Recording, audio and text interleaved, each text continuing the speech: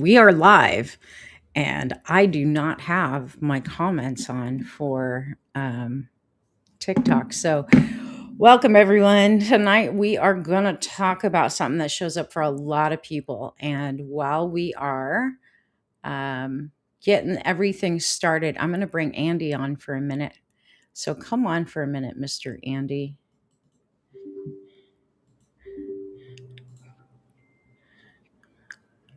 Where are you?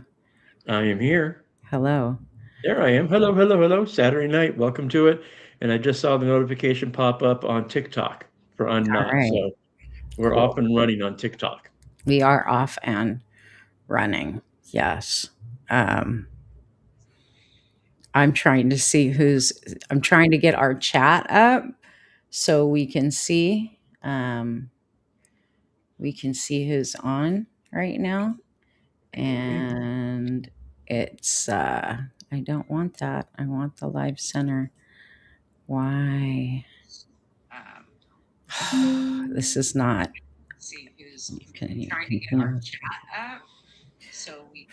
I'm trying to figure out how to get our chat up. Okay. You're not seeing it on your screen, but it's up on TikTok. It's not up on TikTok? It is on TikTok. Yeah. The It is live chat. TikTok. Yeah, no, I'm just trying to get the live.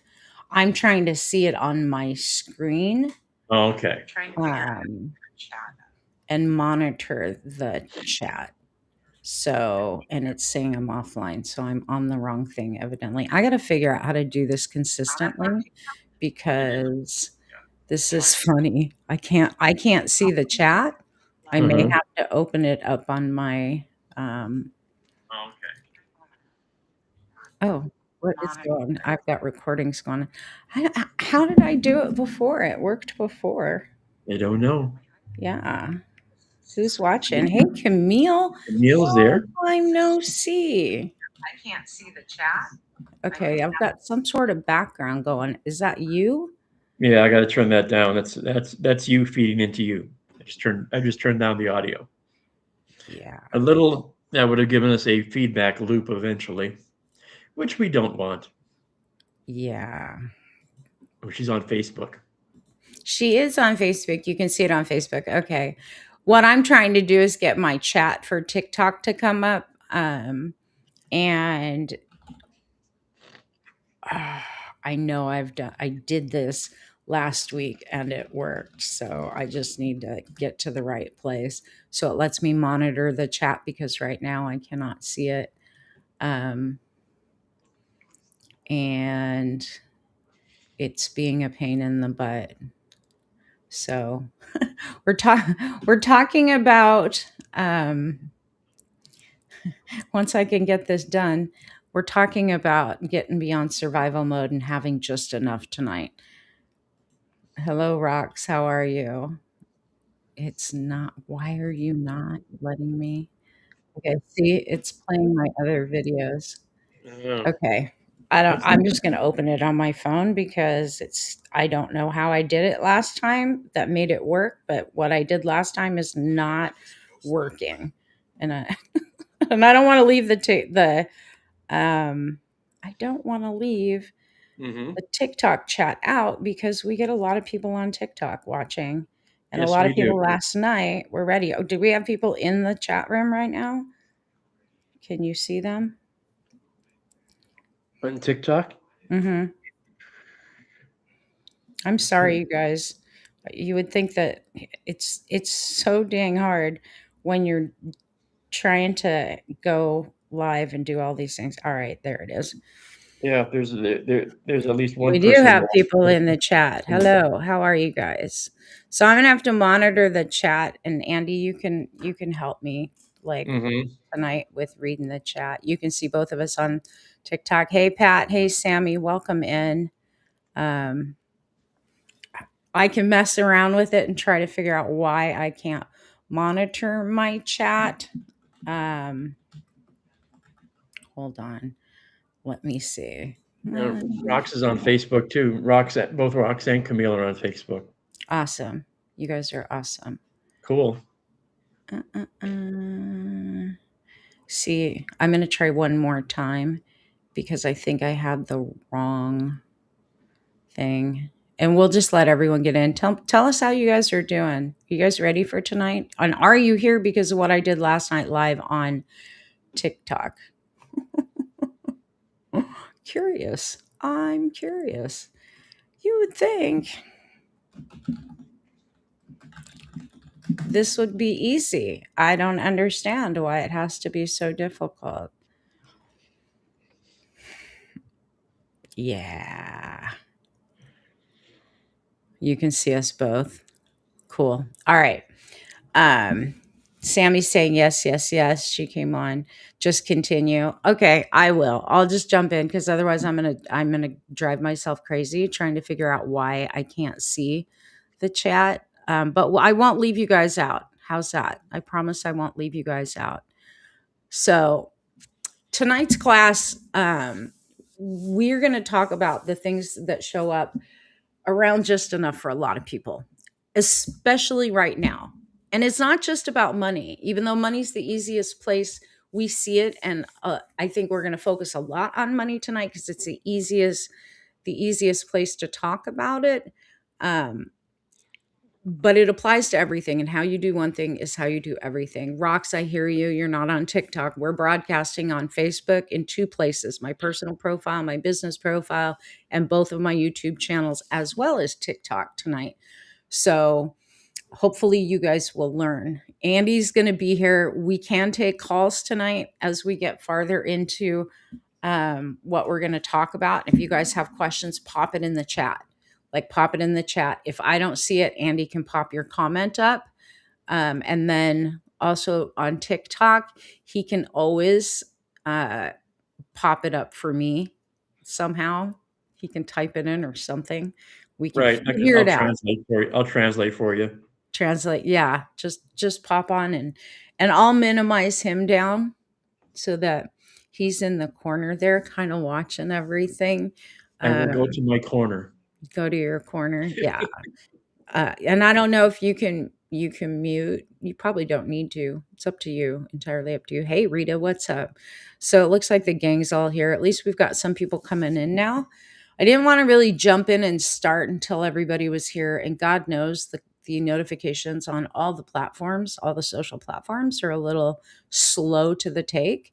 And because I'm not broadcasting from my phone, I can't share this out to whoever my followers are. And I'm even monitoring the chat on my phone, but on a different account, not on my normal TikTok account. So we're just going to string it together tonight as best we can and do the best we can. But this is an important topic. This topic came up, having just enough and not being able to break through it. It came up in my Charm Life group. And my Charm Life group is a 1 year immersion where people work on becoming so unshakable that no matter what happens in their lives, they are strong and empowered and fully able to handle things without worrying about the circumstances. A lot of our people throughout the years, we've been running Charm Life since 2014. A lot of the people in that class, it's kind of a mixture between trauma healing and advanced manifesting. It really is just about being the creator of your life, but you have to heal in order to be that and to embody that. We teach a lot about spirituality, but one of our people was asking me, um, she got hung up on a program about, just having enough money. And every time she would start to gain and go above her, what we call a set point, something would come along and wash it out. And some of you may experience that. So the pattern of just enough money, just enough energy, just enough time, just enough love and support, enough to survive, but never enough to really exhale.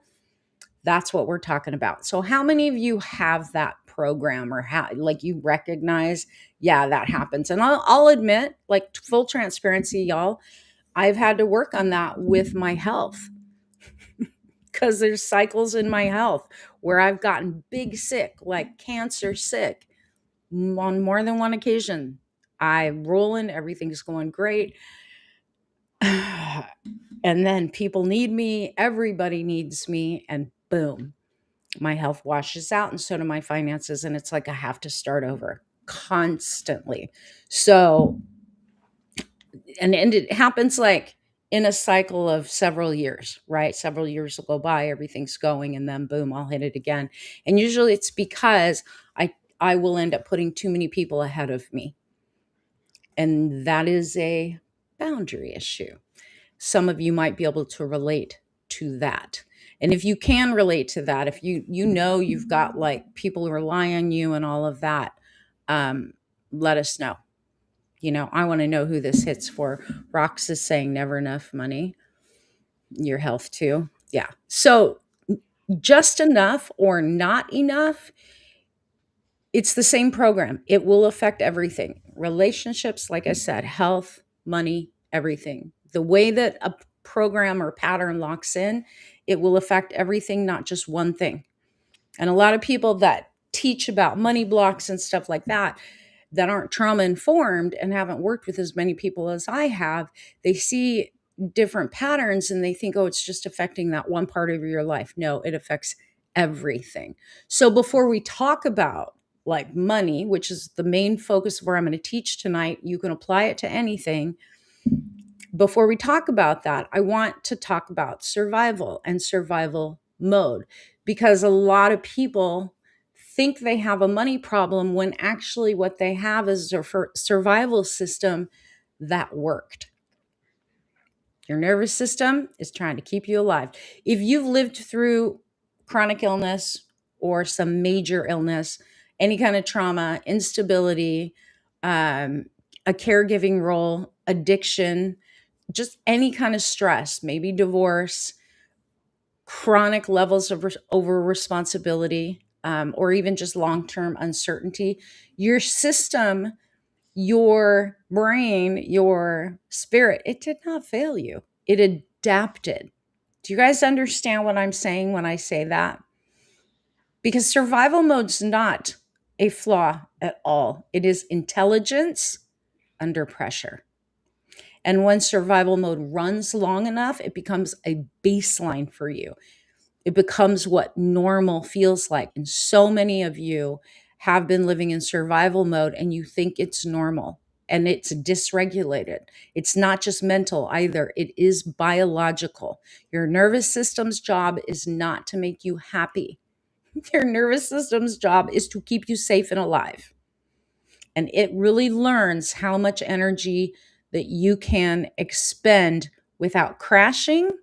It learns how much attention from other people it is safe.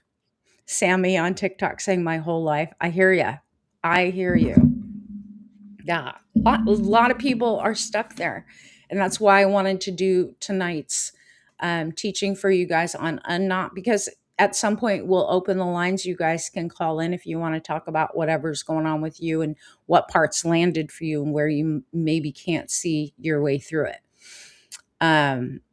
Your nervous system will also learn how much money, how much ease, or how much stability won't trigger a threat to your safety, to your norm, right? And here's the thing, once your system learns any kind of survival formula, it will repeat it even after any kind of danger is gone, right? And for a lot of people, that formula becomes just enough, just have enough, just enough is safe. You guys get that? So it becomes our muscle memory, is what you're saying. Well, it's an unconscious, subconscious program. Like, no, there's no, like a lot of people will go, well, I don't know if I have that because I want more. I know you want more. But if your subconscious thinks that having more is going to cost you something, it runs that program unconsciously. It just, that pattern kicks in. Kind of like a lot of the stuff we learned as children, right? The things our parents taught us that we don't even do consciously, we do it unconsciously. And it isn't until years later we look in the mirror and we're like, oh my God, I'm becoming my parents. Yeah, you always have been, but you didn't recognize it. But it's Right. built on several factors, right? Your familial programming, it's built on cultural society.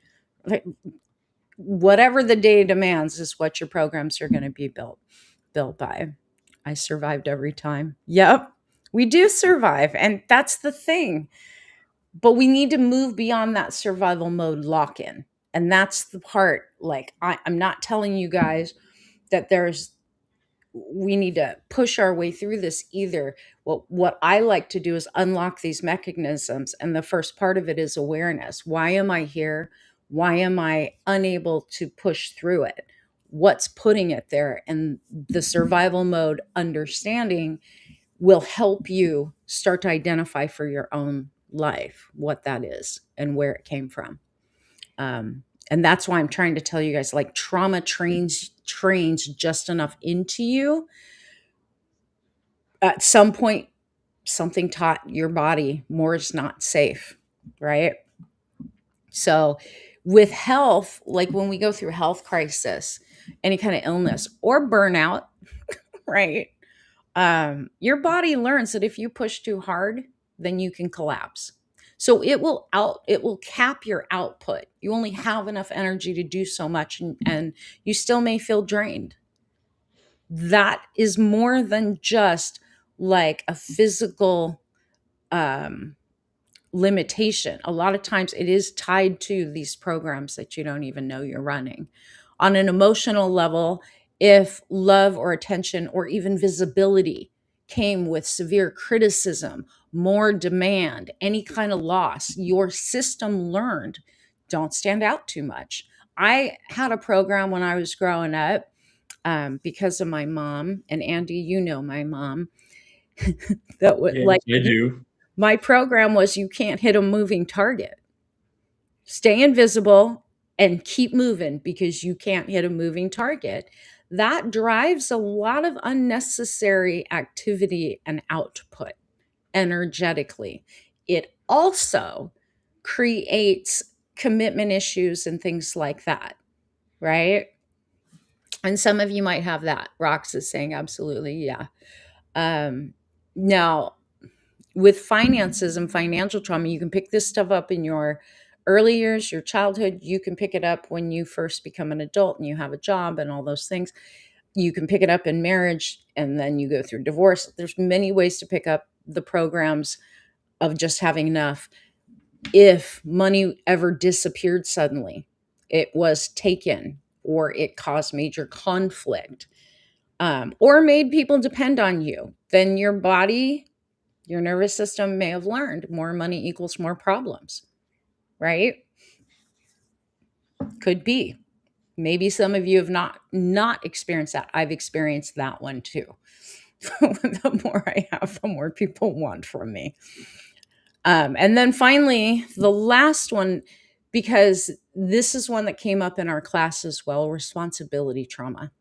Like, if you became the stable adult one as a child, like you were parentified, and you became stable too early, emotionally, financially, whatever, your system learned that you must not take on more than you can carry, right? Because you've been carrying it all for too long. It also creates sort of a resistance point if you grew up too fast, right?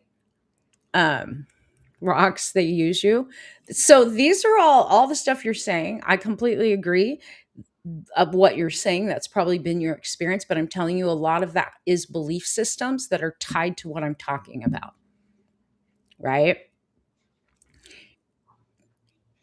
Are people actually using you, or are your boundaries not strong enough, so then that happens? Do you see what I'm saying? And we'll get into that later. But I just want you guys to understand, like, your nervous system will only allow enough to survive, but not enough to what you think will what your body thinks will destabilize you. So, Okay. as you explained it last night or the other night, might have been Thursday night, enough equal for us, enough equals safe. Safety. Yeah. When we reach that plateau, how do we progress? If we now are at a point where we feel safe with enough. Well, that's what we're talking about tonight. Right. I mean, but first, I want people to understand that what the have enough is in the nervous system. You know what I mean? Was Yep. there something else?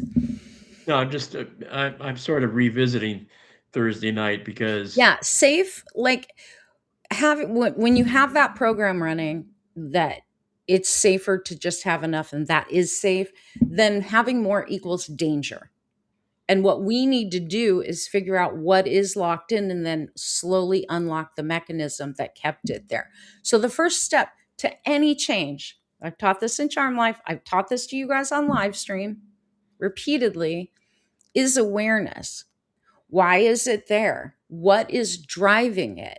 What are the fears and the things that are keeping it there?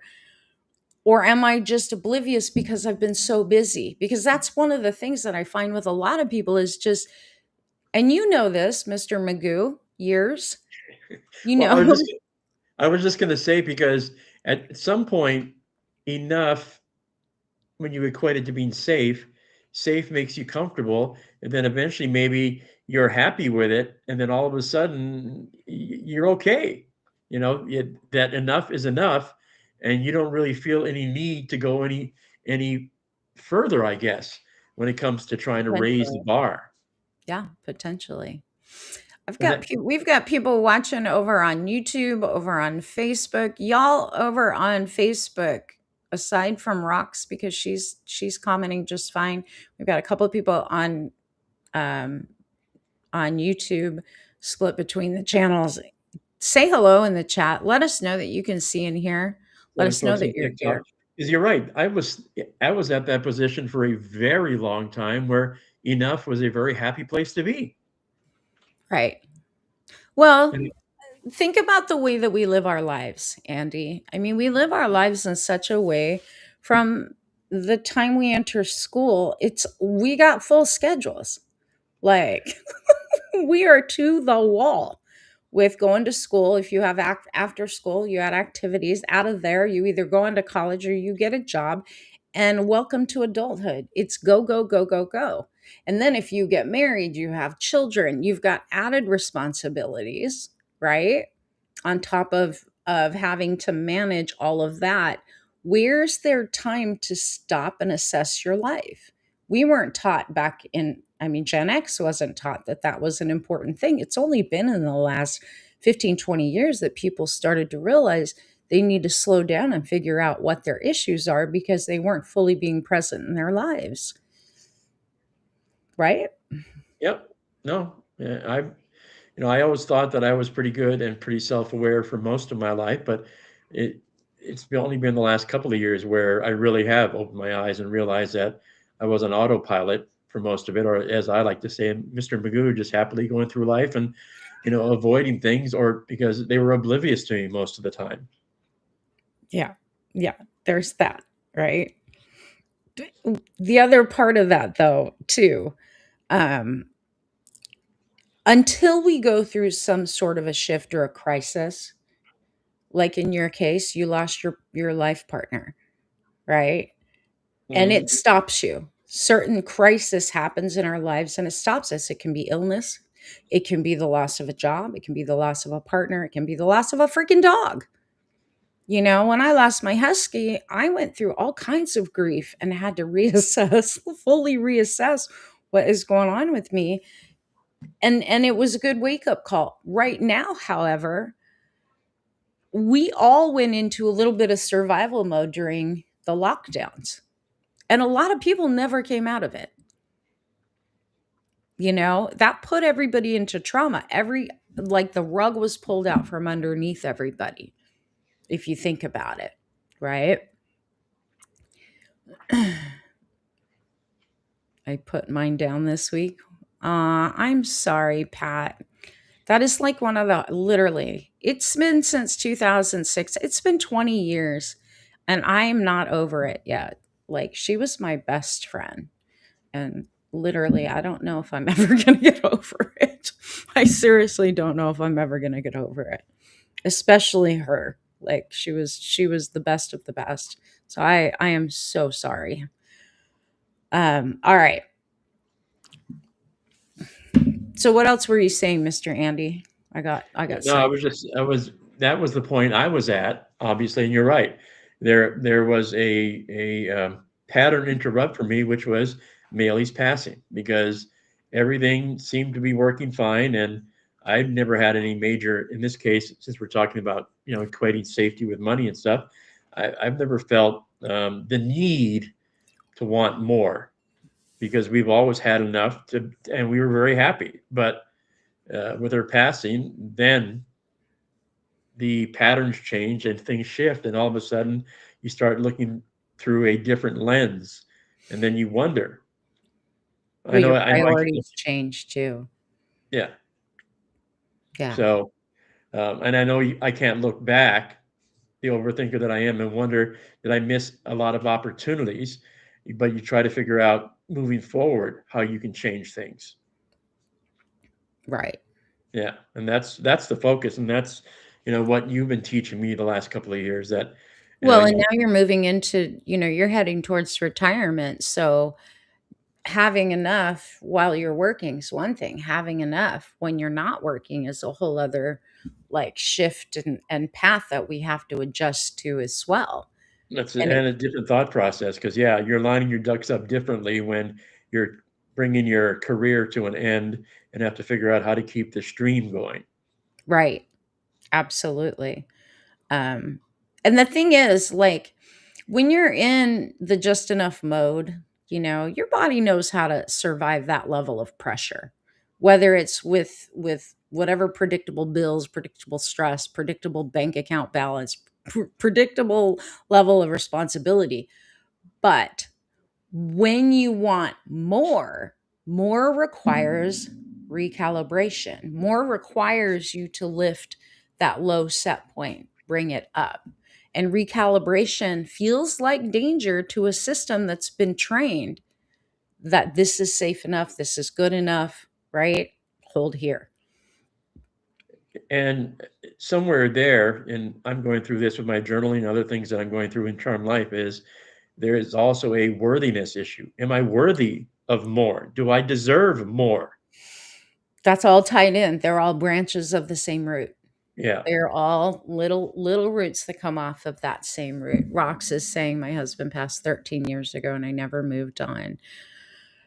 I don't know when it comes to losing people that we are really close to. If I've lost a lot of people in my life, um,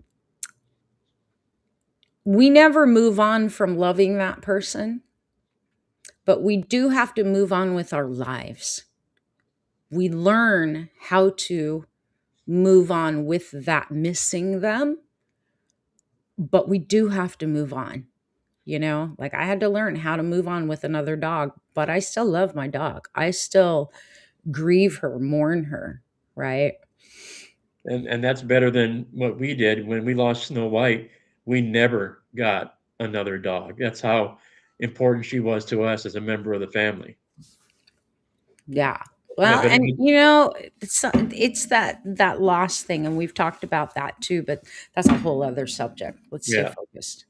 Let's stay focused. All right, I'm going to drop you down so I can stay focused. Okay. But I mean, you're welcome. You know that to always come back. Anywho, understand that, y'all, if you want to have more, and there is nothing, first of all, let me say this, there is nothing wrong with wanting more, especially when you're standing in the light, when you're standing in a place of love and compassion, when you are someone who is always a person of service. You're the ones that should have more. Like, truly. And we're going to talk about that later because that's a whole other level and layer of how things lock in and we resist having more money. And like I said, we're going to talk mostly about money. Y'all apply this however you want because it attaches to your life in different ways. But the thing is when we have to recalibrate, we have to change. There's things that our unconscious mind and our nervous system don't want to go through. It would rather repeat a familiar struggle than to risk anything unfamiliar. even if that unfamiliar is ease, even if that unfamiliar takes pressure off, your nervous system gets locked in and wanting to repeat things that are familiar. And I see this in people that get stuck in really destructive patterns with, abusive partners, abusive family members. I know, Sammy, they are true partners. So understand that, like, there's nothing wrong with you if you're like, yeah, I've wanted more. I didn't understand it, because most people don't recognize that they've got this locked in as a pattern. And then they go into blame, and blame and shame are the lowest energies. Lowest, and I'm talking low, like below hate. They are the lowest energies, and they put you into hopelessness. And some of the common things that people believe about themselves when they don't have more than enough money, they have just enough money, is that they're bad with money, or that they can't stay consistent. There's something wrong with them. They're not smart enough, right? Or they sabotage themselves, or they don't want it bad enough. No, that's not the fact. Your system, your nervous system, your body, your psyche is doing exactly what it was trained to do, right? It is doing exactly what it was meant to do, which is keep you safe, keep you alive. So tonight is not about pushing past survival, because I don't think that works. And I've worked with enough people, tens of thousands of people throughout the years, that I know it doesn't work. This is about updating your system that learned the rules of survival a long time ago, and those rules don't apply anymore, right? So when survival mode runs long enough, it creates what I call a set point. Okay. Like on a thermostat, it's a set point with the amount of money, the amount of energy, the amount of love, the amount of ease your nervous system feels safe holding. Okay. Anytime you exceed that set point, your system fights to restore balance as quickly as possible. And so, what do? We manifest emergency expenses. We manifest drama. We manifest illness. I don't know how many times I've had people tell me the only way I can ever get rest is if I'm sick. And the next thing you know, they're sick, but not with something little, something big, right? That program tries to protect you. I've seen it happen. Y'all have seen this happen. It's not just people that are like living paycheck to paycheck. This has happened, and we've all watched it with Tiger Woods.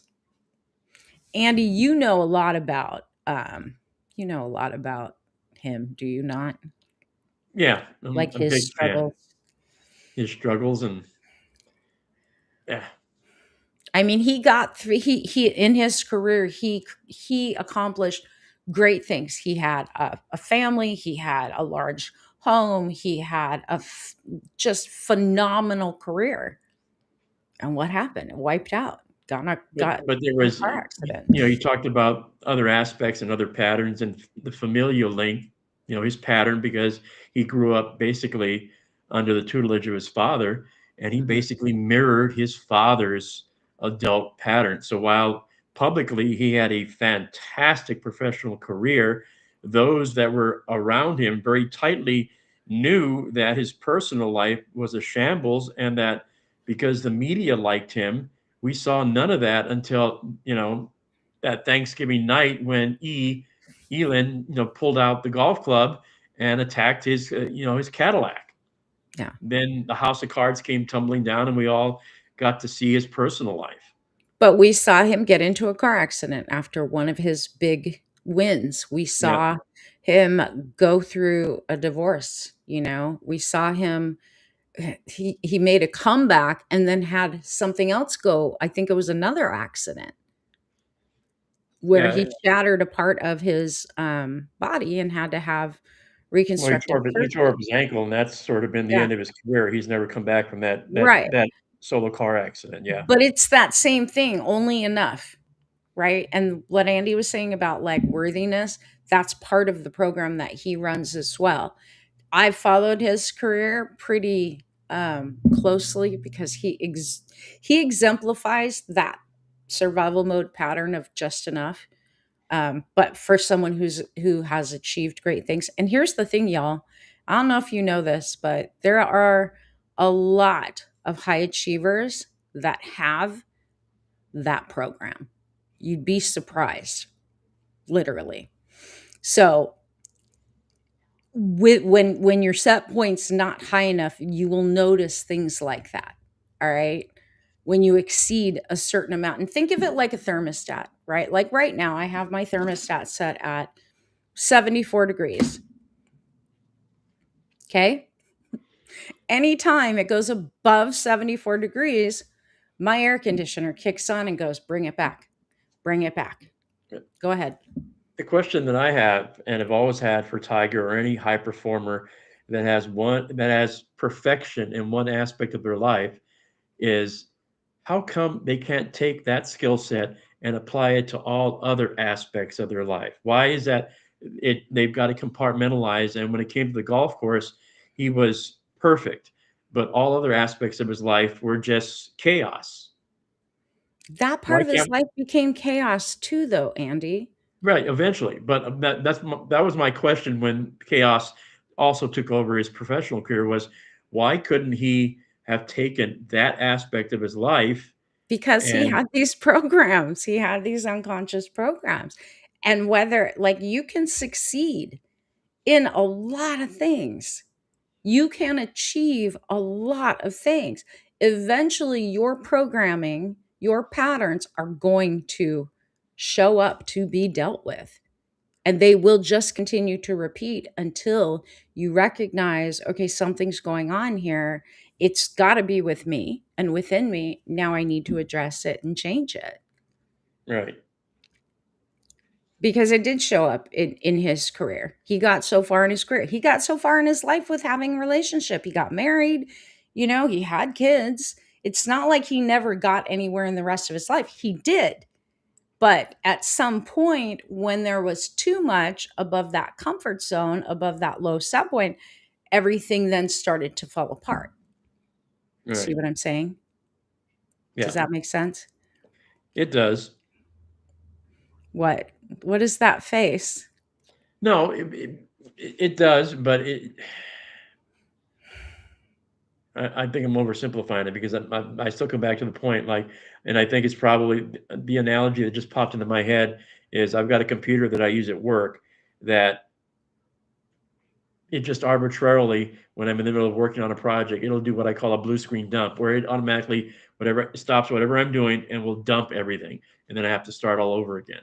So there's something in that pattern that I have not figured out yet. That when I hit that point, I guess we get in you know, So our own here's the program. thing that I know to be true about you, and a lot of other people.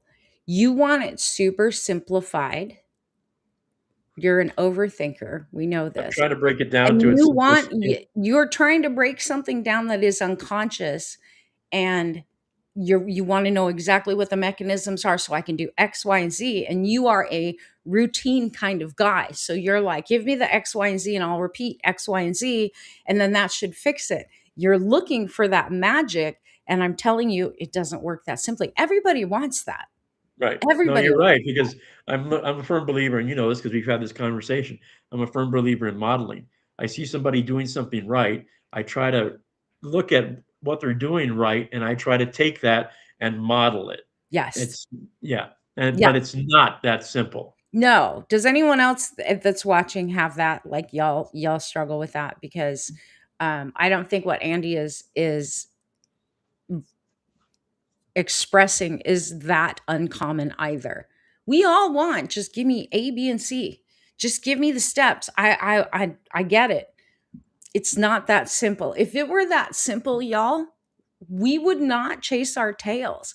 And the thing is, like, I really want you guys to get, there's no shame in this. This is you have to retrain your nervous system. And what ends up creating this low set point, it's mental, It was your perception, whatever was going on around you when these lower, the just enough program set. It was your emotions and how you felt. And if that was a highly charged time, if there was a trauma involved, if there was just busyness involved, there's a certain level of emotion that has to clear too. And Andy, you know this better than anyone. How easy is it to clear emotions, Yeah. especially when you're grieving? How easy is it? It's not. I mean, and 3 years into my process, it's still things still pop up at I won't say inopportune times, but unscheduled times.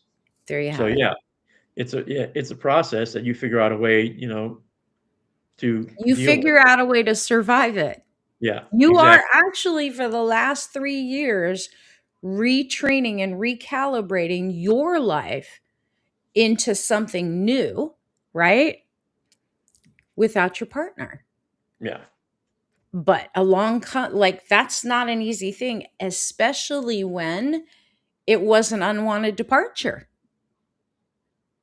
You right. didn't want her to die, right? So I appreciate the conversation about it though, because you make a point. A lot of, and men think about this, I think, differently than women. A lot of, like, men are very, just give me the directions, even though you guys are not good at reading directions. I know, because I've watched my dad do IKEA and I have to sit with him and read him the directions, or he won't, right? And then he'll have to redo the damn thing. You guys know, right?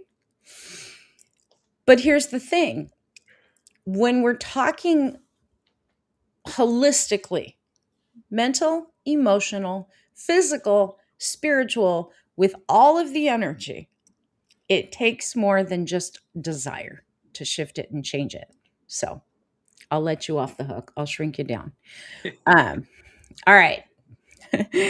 Pat's saying it's not. I tend to hang on.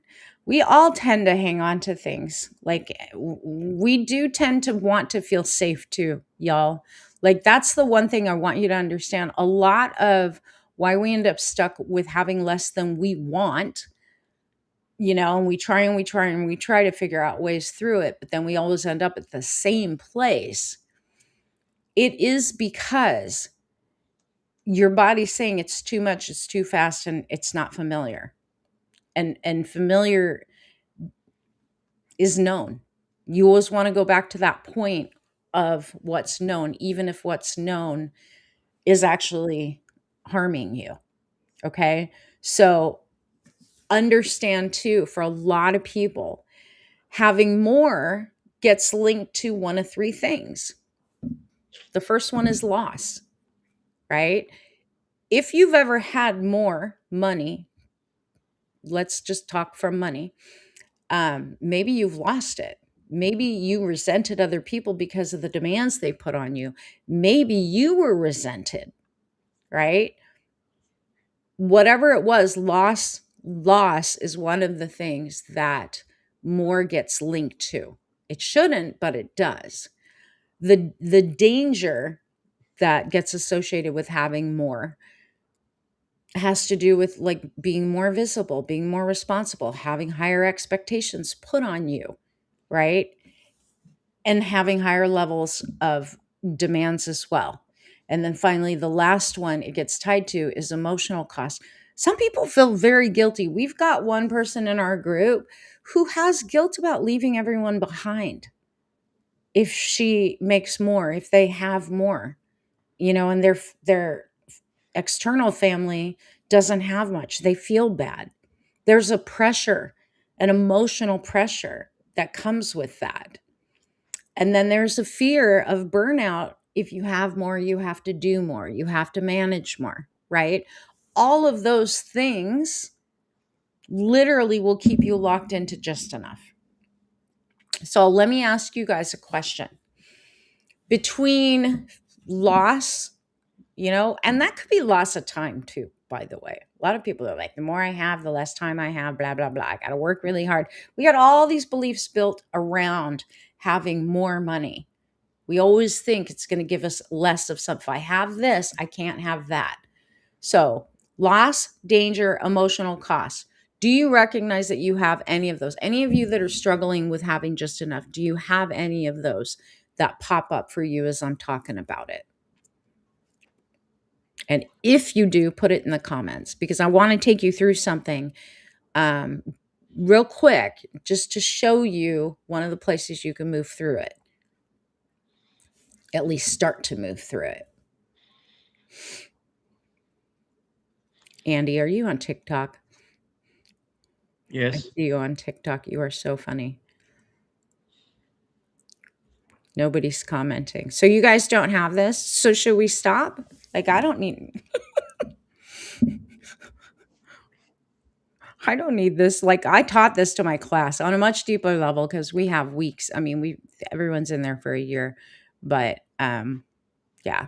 I want to know what part of this you guys are actually resonating. If you can recognize. Do you have um any weird fear over loss? You're saying yes, Bobby, to which one? Loss, danger, emotional cost. Margarita is saying on Facebook, yes. Tell me which one of the three: loss, danger, or emotional cost, or all of them, or more than one. Do you have the guilt? Do you have that pressure? Do you have that fear of burning out if you try to have more? All of them? Okay. All right. So for those of you who Bobby's saying all of them. Okay. So for those of you who recognize there's something there about having more. And when I talk about loss and emotional, Sammy's saying, okay. So focus on that for a minute. And I want you to take a deep breath, all of you, and think about that. Having more, where do you feel it in your body? What part of your body tightens? Because there's a message there. Tell me in the comments. Tell me in the chat. And it may be that you something more than one place is tightening.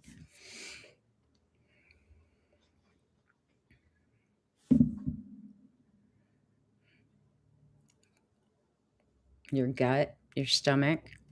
You're putting a question mark, Brenda. I mean, if it's your stomach, it's your stomach. It may be the gut area, the stomach area is our power spot. So that does not surprise me. If you think in terms of energy centers, that's your power spot, right? So if that tightens, having more, that means there's something there that your own power feels threatened by having more. This is why I wanted you guys to do it and then put it into the chat. So one of the things we can do once we become aware of, which is the first step to changing anything, right? If we want to get beyond anything, if we want to start to unlock these closed mechanisms that keep us with just enough, keep us locked into patterns and habits that are not good for us. Awareness is number one. Now we know where it's hiding in our bodies, where it's holding in our bodies. I want you to focus on that tension of having more in whatever area of your body it is. Take some deep breaths and get the breath right to that place in your body. And then I want you to just simply say, it's safe having more than enough. Just that much. It's safe having more than enough. We're not even going to individualize it and claim it yet. We're just going to breathe into it. It's safe having more than enough. And let's see if it unlocks just a little bit. I know it's not going to unlock it greatly, but it at least is going to start the process of unwind. All right? Let me know in the comments if that's shifting just a little bit. Margarita, are you identifying where in your body that it's hiding? Because see, body keeps a score. Anywhere you've got things that are locked in because of an old trauma, an old event, there's going to be pressure, especially when we're saying, no, we're going to move beyond that now. I want to move beyond that. Now that I know that it's there, I want to move beyond it. We're challenging that safety program. We're challenging the nervous system. You feel it in several places. Oh, so breathe deep breaths and just let the breath expand from the gut to the chest and out all the way. See if you can push it out the top of your head and all the places where it's locked down. And just say, it's safe to have more than enough. Safe to have more than enough. We're not going to push it right away. Because, see, people are like, fix it now, fix it now. Like, put a band aid on it, damn it. And we're not going to do that. We need to give the brain what it needs to understand why it's there. And then we need to give the nervous system support to get beyond it. But there's a whole other layer here that I want to talk to you guys about as well. And that keeps it locked in. And this one, I've not heard other people talk about or teach about. I talked about identity a lot, identity shifts and what state are you in, you know. But there's an identity layer to having just enough, right? And that's a deep part. And it's identity loyalty. So if you survived your childhood, your workplace, your relationship, your health issues, your life by being, see which words resonate, scrappy, resourceful, self sacrificing, people pleasing, right? The one who figures it all out, the one everybody depends on, right? Sustained overflow, the sustained having more, threatens that identity. Not because you don't want more, but because more would require you to let go of that identity and become someone new. And we take pride. Tell me I'm wrong. We take pride in being scrappy. We take pride in being the one that figures it all out. We take pride in being super resourceful, right? We take pride in making other people happy. So anything that threatens that identity that you've been living in and it's been locked in is a threat, because then who am I? Without that, who am I? And part of your understanding needs to come in. You can be scrappy still. You can still be resourceful. You don't need to be self-sacrificing. You don't always have to be the one that figures it out or sustains everybody else. You can shift your identity to a higher place. I always have strength to move on, always. Yeah. So just understand that identity loyalty thing, that's where a lot of people get locked in and they don't understand. No matter how badly they want to shift, to change, to expand, to experience more abundance in their lives all the way through, they can, right? If you're the one that was like the hard worker, you work your ass off, you are the one that everybody knows you have your shit together and you will follow through. Having more strips you of that identity, but it doesn't have to be threatening, right?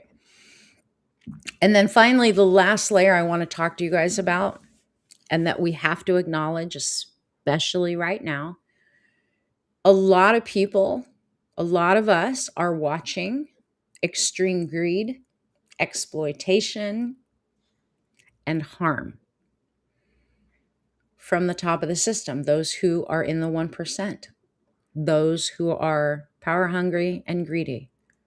So unconsciously, and sometimes consciously, wealth becomes something that threatens all of your identity, all of who you are, and your entire value system, because it gets associated with extraction. And your nervous system doesn't want more if it thinks more means that you become like that. Does that make sense? And look, that's not even just resistance. That's just your conscience speaking. How many of you recognize that? How many of you have looked at the system and what's been going on? I know, Andy, you and I have had talks about the 1% a lot. I mean, you're in media, so a lot of your Yeah. stories. The the overthinker that I am, the question often pops up or gets mixed somehow is, in order to grow, you've got to become a little uncomfortable, get out of your, you know, your lane and get out of your comfort zone. But how do you know when the discomfort becomes disruptive and know when to pull back? Now, because you mentioned the fact that we're looking for fast food solutions. We live in a drive-by culture. You know, you can get your food, your dinner, going through a drive-through. Why can't my solution be just as simple as the way I get my dinner? And you talk to us a lot about holding space not only for others but for ourselves as we try to grow. So how do I bring all those factors together and know what's a good amount of discomfort for me in order to grow as opposed to being disruptive? Well, it depends on what is uncomfortable. That's unique to every individual. But for you specifically, what discomfort do you experience that you're questioning right now? Like, give me some specifics, because you know me, I don't do well with vagary. Right. um, at the moment, see that I'm not, I think I'm growing, but and maybe I'm not pushing myself enough because I'm not, and you and I've had this conversation. I have a um, growing sense of calm about myself that I haven't had in a very long time. But I also feel that I'm also beginning to grow. And are those two mutually exclusive, or can they exist in order for me to grow? They Because they can exist at the same time, right? For people like you, and there's a lot of people that are like you. And I've coached you for a few years now, so I think I know kind of where you're at. But you like routine, you like to stay busy, you like to give. So you're constantly on the move. But you like things to be predictable. Even though you deal with unpredictable things and events at work, you still like a very routine right, life. because at my foundation, my belief is that the systems get me through. You're right. My life can be, because I'm a media person, on any given day, it can be chaotic, but I'm able to get through it because I do have a system that I have embraced that Right. gets me through the circumstances. So when we're talking about, because a big part of your life, Andy, it's weighted towards work. Huge part of your life is weighted towards work. So when you're talking about, what kind of level of discomfort, you know, before it becomes disruptive, I've yet to see you go into a level of discomfort that shifted into disruptive. But here's the thing: disruptive is not bad. Think about that for a minute. In fact, what do we need on this planet right now? We Yeah. don't Well, need same old, same old. We right, need disruptive. We need to interrupt the pattern. In order to change anything, we have to interrupt the pattern. And then we have to sustain that interruption and create something new, and then create that new level of safety with the new. right. But see, you just touched on a point that brought me a moment of clarity, which happens a lot when I'm having conversations with other people. Because, my circumstance changed when I took on additional responsibilities at the radio station. And the area that I moved into, although I didn't perceive myself to be disruptive, I was the disruptor because I went into the circumstance and put new systems into place. which were okay with me, but for the people surrounding me, I was being disruptive. So it, I was Not being always a bad thing. right. So, but yeah, you made the point right there, and I was being disruptive, but I didn't think I was. But to those people that I was now working with, I was. Yeah. So you understand, like, Yeah. sometimes change requires, I think, a level of disruption that we all have to embrace. So many, and that thing of like, I don't, I can be uncomfortable, but we don't want to be uncomfortable with the unfamiliar and the unpredictable. If you're going to change anything, especially a set point that has a pattern set it and it's not high enough, you've got to be willing to go through the unpredictable, the discomfort, and the disruption. Period. End of story. But isn't that sort of the irony of the situation? Because we all want change, but we don't like it. And that's what I'm saying. Get used to change. Yeah. Look, I have people that I've helped throughout the years who actually cannot handle, their adrenaline junkies. Like, they do extreme sports and extreme, like, they're adrenaline junkies because they have to have something extreme going on. They're addicted to drama. Have to have something extreme going on. When it's all calm, they can't handle it. You They know what need I that mean? dopamine rush constantly. So there's two ends of that spectrum. Yeah. Like, and all I'm saying is, for this specific thing, if you're stuck with just enough, if you're stuck in the zone of comfort and familiarity, even if that is not meeting what is needed at this time and going forward to meet your needs, your dreams, your visions, your life, then we've got to figure out what's holding that low set point in place, Okay. right? Makes sense. Yeah. So, but thank you, because those are all really, really good points. Rip Well, it up thank and you. start over, Sammy said. You're welcome. All right. So, um, we were talking about the moral conflict, right? Um, and I want to be clear about this.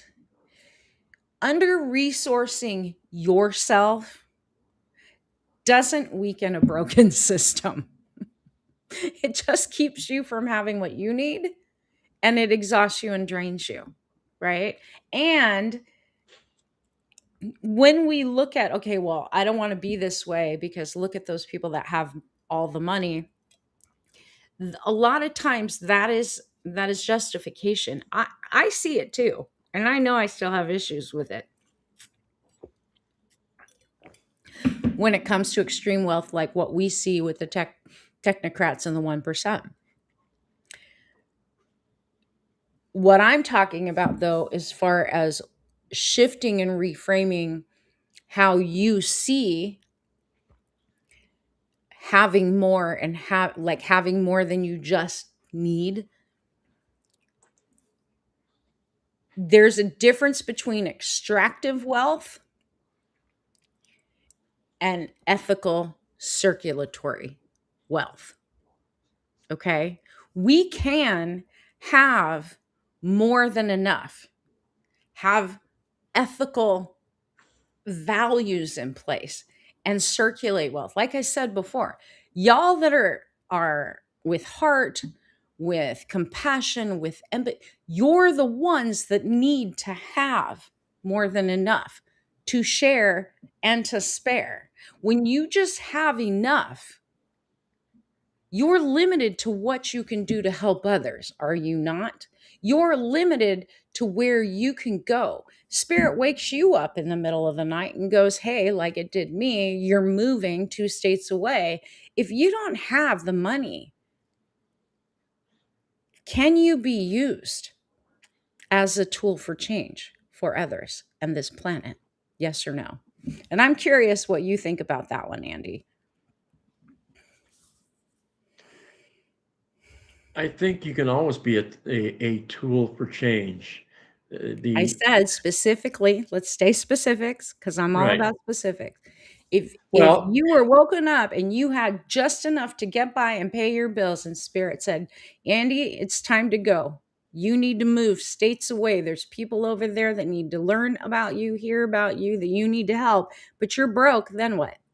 Can you be used as a tool that way? Yeah. No, the Yeah. answer is no, Andy. What are you talking about? Right. Sure. If you're broke,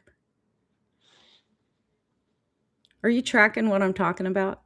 I am, but I've always been able to figure it out, and I've never ever thought. I know there are times I had no money, but I never thought I was broke. Okay. Stay with me here, hon. Yeah.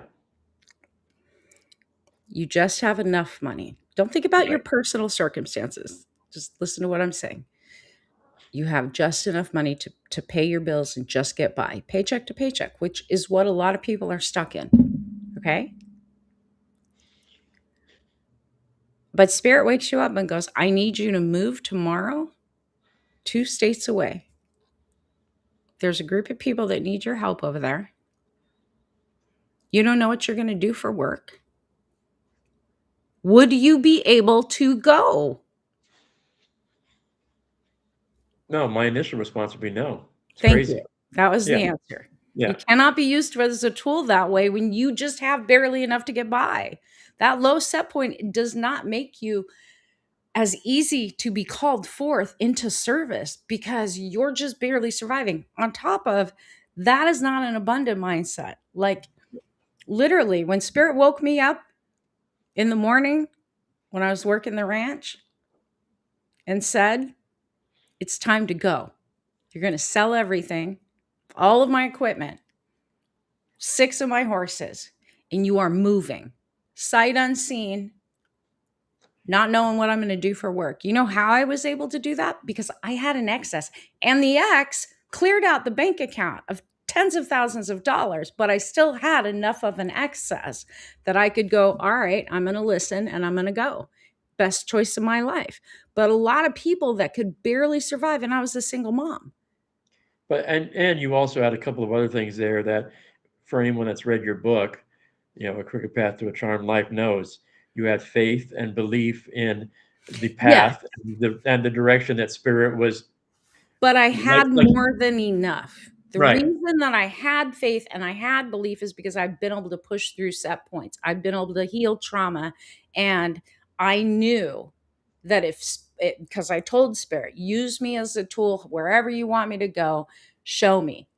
But that also meant walking away from a thriving business and a home, selling 6 horses, all of my equipment that I invested to build this business and go somewhere in the middle of nowhere, sight unseen, states away to Colorado from San Diego because I had more than enough.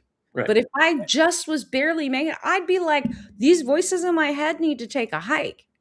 You guys get Well, it? Like, and there are other things there too, because you previously already done it you've done it previously, so you knew you could do it again. What we're talking about for people like me and most folks is we're trying to get to the first time. yeah, yeah. Yeah. So my point is when we're talking about wealth, like we're talking about comparing, a lot of people push away wealth because or having more because they think they're going to become like the 1% that are power and greed and don't care about anybody. And I'm telling you, there's an ethical way to create circulatory wealth, right? And learn how to raise your capacity to have more without becoming that, right? Does that make sense, you guys? Yep. Cool. All right. So,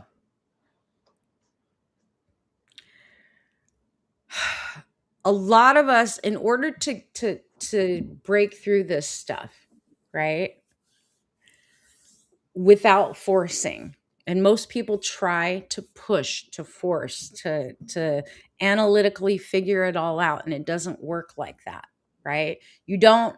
I really want to be clear about this. You do not raise your set point, that have enough set point, by forcing a new behavior. You raise it by increasing your nervous system's capacity to feel safe with more. You guys need me to repeat that, or do you get that? TikTok, I, Facebook, I YouTube. think you should repeat it just because so much of us are used to all that self-help crap about 21 days to a new habit and how that's going to change your life. If you can do this one thing, this new behavior for 21 straight days, your life is going to be transformed. Yeah. Okay. You don't raise a set point by forcing a new behavior. Okay. You raise it by increasing your nervous system's capacity to feel safe with more. And that's the inner work we have to do. So there's a few things that you can do to start the process. You guys want to know what they are? Put yes in the comments if you want to know what they are.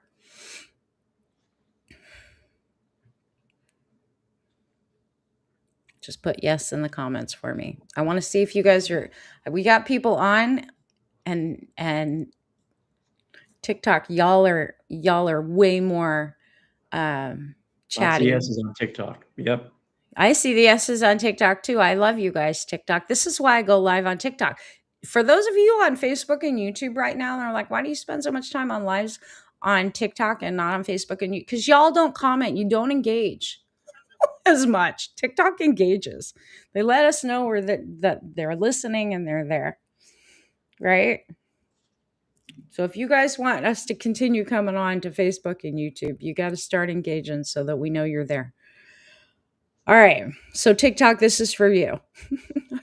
The first thing that we're going to do, we're going to ask 3 questions of our bodies. Okay? Not your mind, not your head, not your analysis. We're going to ask the first question, and I want you to pay attention. Pay attention in your body where it clenches to this question. And I want you guys to write this down. In fact, let me see if I can write it down for you, for y'all. Hold on a minute. I'll pop it up on the screen. And that way you can screenshot it. How's that?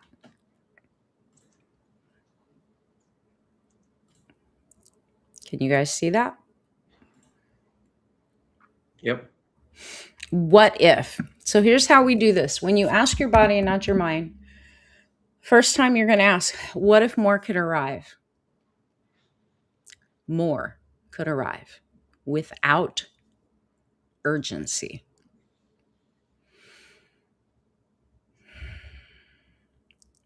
Do you feel tension around that? And if so, where in your body?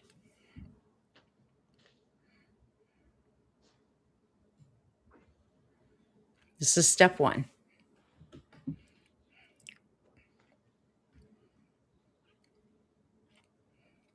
Check in with your body. We don't want to ask our heads, we want to ask our bodies. And there's a reason behind that. In your back. Interesting. Okay. Interesting. Pat's saying he's got nada. You don't have any kind of sensation in your body at all.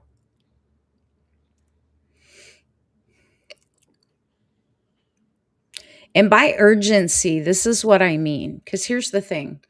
Tell me, how many of you, when you get extra money, like say $1,000, $5,000, maybe even just a few $100s above what you're normally operating with.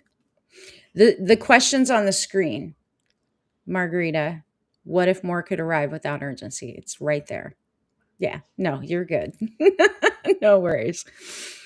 What ends up happening when we get money, it could be a gift, it could be a bonus, it could be a scratcher, right? If that's above our set point, one of the first things that happens is an impulse comes in to get rid of it. Like I said, it's like my thermostat with my air conditioner. Anytime we go above 74 degrees, that air conditioner kicks on to get it back to 74. Keep it at 74, right? Or lower, but don't let it get above that. Our impulses kick in and go buy something for someone else. Oh, I need to go take care of this. There's an urgency when that money comes in to figure out where to allocate it. Does that make sense? You hoard it. That's okay. I mean, if you're hoarding it because you're trying to hold and contain more and it's not out of fear, there's nothing wrong with that. You have to spend it. That's the impulse, right? That's why I'm saying this question. Ask your body, what if more could arrive without urgency? And by urgency, I mean that impulse to get rid of it, that impulse to spend it, that impulse, even to do like what Sammy's saying, to hoard it, right? A lot of us, when we go above the set point, there's just going to be things that start to pop up. There's an urgency all of a sudden, oh my God, right? Because it does not feel safe. You don't even know you're doing it. When you ask that question in your body, you figure out, where do I feel that? If you're not feeling it, okay, maybe that's okay, right? You heard it too. Okay. Where besides your back do you feel it? Do you feel it in your gut? Do you feel it in your shoulders? Do you feel a tension or a buzzing around your head? Do you immediately go up into your head and figure out, what am I going to do with this? Right? These are the things we have to ask. Once you've done that, okay, we start to shift it by doing this. If when you ask that question, there is some level of urgency, when you imagine, okay, I'm getting $1,000 more, $5,000 more, and now there's this urgency, or there's this impulse. What do I do with it? What do I do with it? I want you to ask that question again and change the inflection. And this is just a tool that subtly starts to shift it. Wherever you feel that tension in your body, or that resistance in your body, that impulse in your body, if we change the inflection, and instead of going, what if more could arrive without urgency? And the first time there's an uncertainty about, can it arrive without any level of urgency? Can it arrive without me wanting to go spend it? We just change how we ask, just an inflection. What if more could arrive without urgency? You can change that word urgency if that doesn't land with you. But for me, it's a universal term for people, when talking about their impulses and the need to spend it, or the need to hide it, or whatever, right? What if more could arrive without urgency? I want you to say it out loud, and I want you to see how that shifts in your body and in your mind. Shoulders, Sammy. And then let me know in the comments before we go on.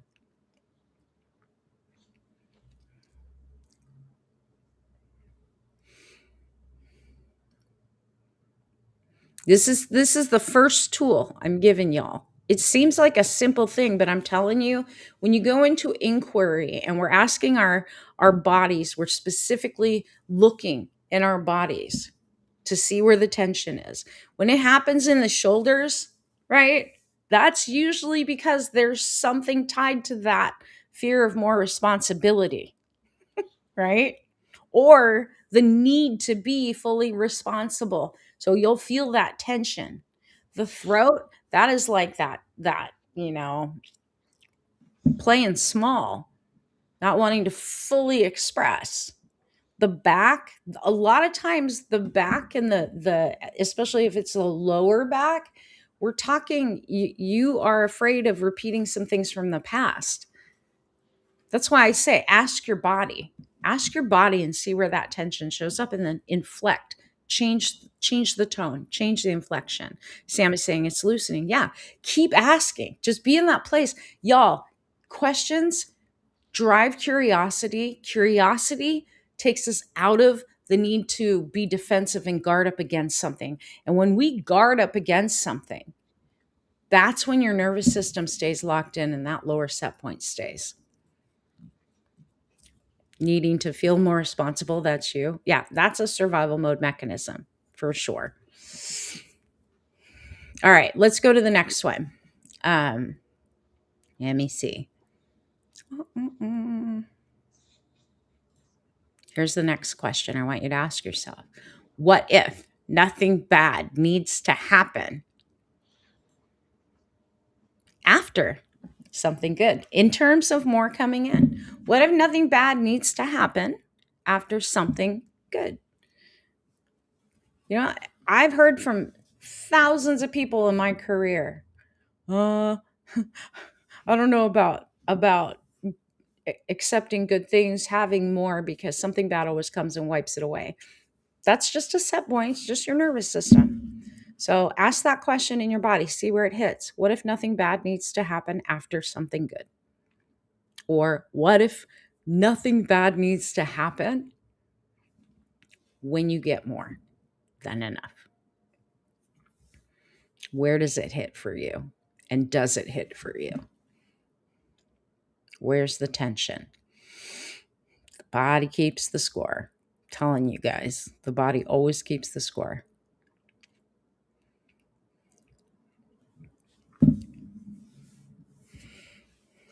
And I don't know how many times my dad has said to me, "Gotta be super careful." He's has PTSD, and people with PTSD, a lot of times they're just always on guard. But it's funny because even when he's won jackpots at the casino, like tens of thousands of dollars, he's like freaks out. You know, he's happy for a minute, but then he starts to freak out. Then he starts to worry something bad's going to happen on his way home with that pile of cash before he can get it in the bank. It's crazy. And it's not that unusual. So this is why I want you to guys to ask that question. What if nothing bad needs to happen after something good? After getting more? And then change it. What if? What if?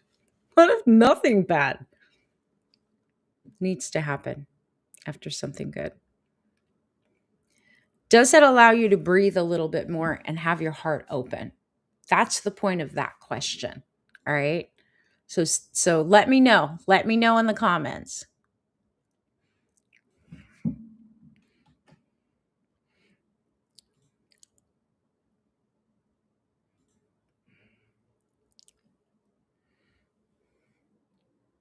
What does that say, Pat? Ofer?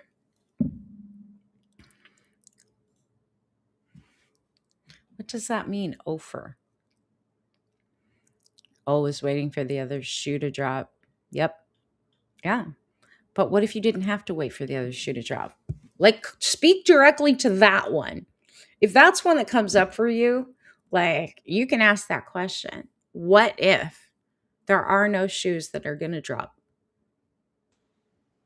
unless they're Prada, designer, and I chose them, or whatever brand you like, right? What if? What if? What if nothing bad needs to happen? The next one we ask ourselves is this.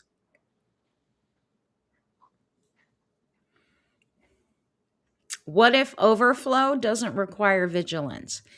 Most people that are stuck in just enough are hyper vigilant when it comes to their funds, their money. I often notice when I notice things are great, something does happen to undo it, even if I'm not thinking negative. Gotcha. Yeah. Well, that's just a program, Margarita. Like, for real, it's just a low set point. It is a safety mechanism that your nervous system put in place, and it repeats that to wipe it away, just like my thermostat. Just like my thermostat. My air conditioner kicks on, takes that added heat out, right? But ask yourself that question and see, what if having more, what if having an overflow doesn't require vigilance? What if? What if? Overflow doesn't require vigilance. So a lot of people are afraid if they have more, again, more demands are going to be put on you. Oh my God, what if you lose it? Right? Some comments in this live are filtered to protect the community's experience. Who's leaving bad comments? Come on, you guys.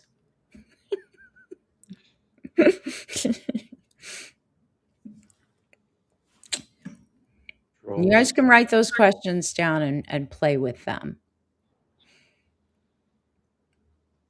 What were you saying, Andy? The the last question about requiring vigilance, that seems to be like you get this increasing sense of now that you have more, you need to be more responsible. So that the Yeah. vigilance needs to increase when it really doesn't. Yeah. A lot of people have that. Yeah. Yeah. That's how my dad is. He's funny. He asks for it, he wants it, he manifests it, and then he's like, I gotta, you know, it's crazy. And then ends up, losing it or whatever, spending it. And then he's like, "Hmm." And Yeah, then he goes back in the cycle again to make more. that moment of happiness and joy that you get when you get the um, more is overshadowed by all the worry that ensues after that little brief burst of happiness. Now like your dad, or I'm sort of in your dad's mindset too. I immediately start to worry about, okay, now what do I do? See, and you shouldn't have to. Yeah. Yeah, Sammy's saying we can't relax, but you can. This is so use that one. When you guys start to come up with these things in your head, right? Where you actually are identifying your own resistant points within your mind, right? I can't relax. Well, turn it into a question. What if I could relax more with more? What if? What if I could relax more when more But came? isn't that the whole point, to get to that point where you get more so you can relax? Yeah, absolutely. Yeah. I mean, absolutely. But I think a lot of people just want more because, they're tired of struggle. And that's a layer we'll probably have to get to next in the next one because it's too much to cover. Like y'all, this is layered. Like literally we did what, 2 hours the other night almost Yeah. in Charm Life. And you guys have been working on this stuff. You already know my teachings. So and we went a little deeper in there. So I'll keep going with this next week, but I want you guys to understand um, when you get to a place where your mind shifts into more curiosity versus that place of like your subconscious, your ego's thrown up, oh well, more is just gonna it's gonna make you have to be more alert and more responsible. Like once you get beyond that and you can shift it by changing your tone, changing the way you're asking that question, allowing the breath to fill the part of the body that is still guarding and resistant, and you start to relax a little bit, keep asking, just keep asking.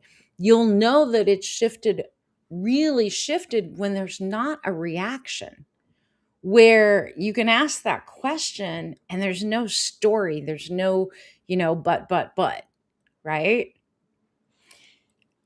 When things start to happen, you can, like, even if you were to get, let's just say, money or more attention or more whatever, but let's say money, if it were to kick back up, it's not the end of the world. All it is the old pattern showing itself. And then all you need to do is acknowledge it and keep telling yourself, I'm still safe, right? Our patterns feed. And I really want you guys to get this so much so I'm going to write it down for you. Let's see. Whoops.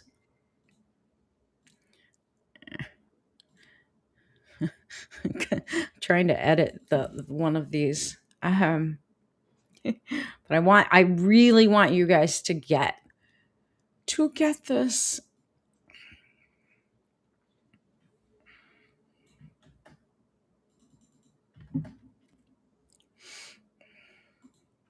especially those of you who struggle with the money stories. Um, Patterns feed on meaning. It doesn't feed on the expense or the event or the trauma. Truly, your pattern in your nervous system feeds and stays locked in because of the meaning you give things, the stories you tell. If I got more, I would catch up on my bills. There you go. Ask for more. Ask your body, what would it be like to just relax and accept more without struggle, without survival?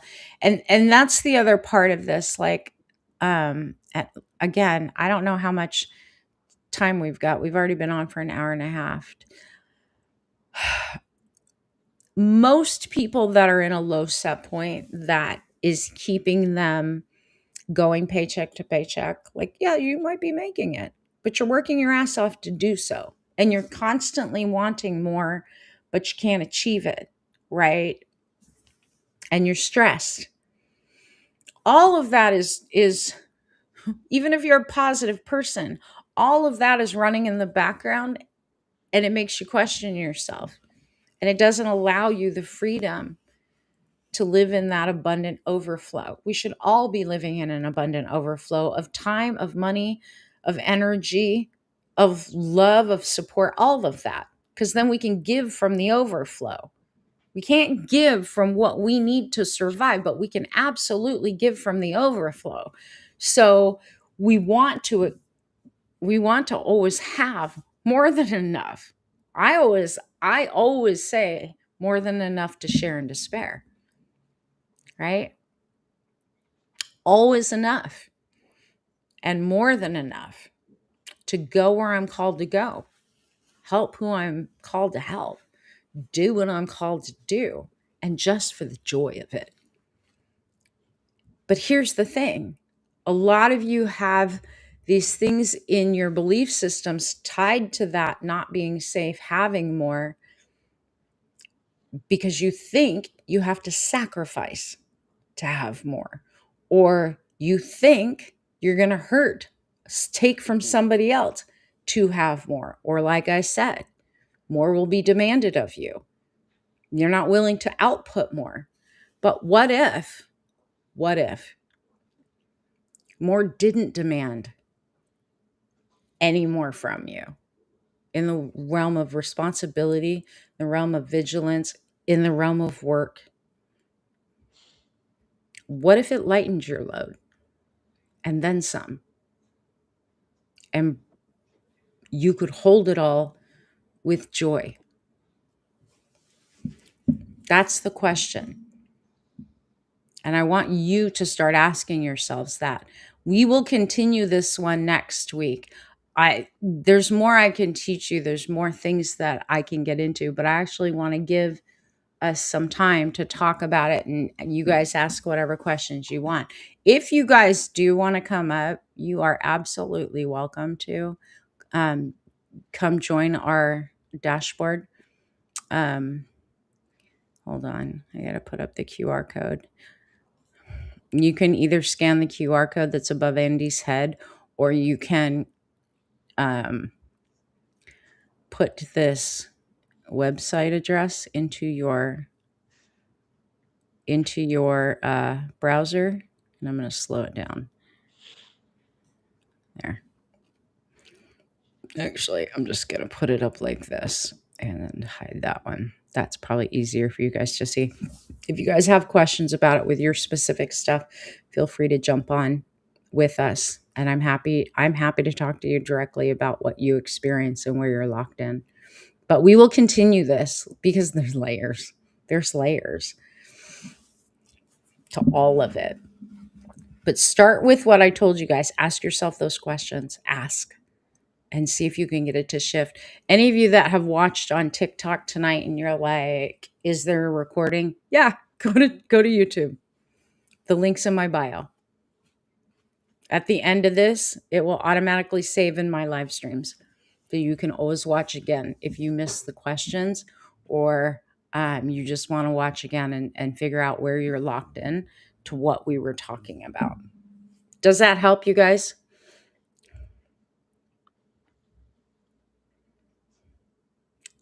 Does that help, Andy?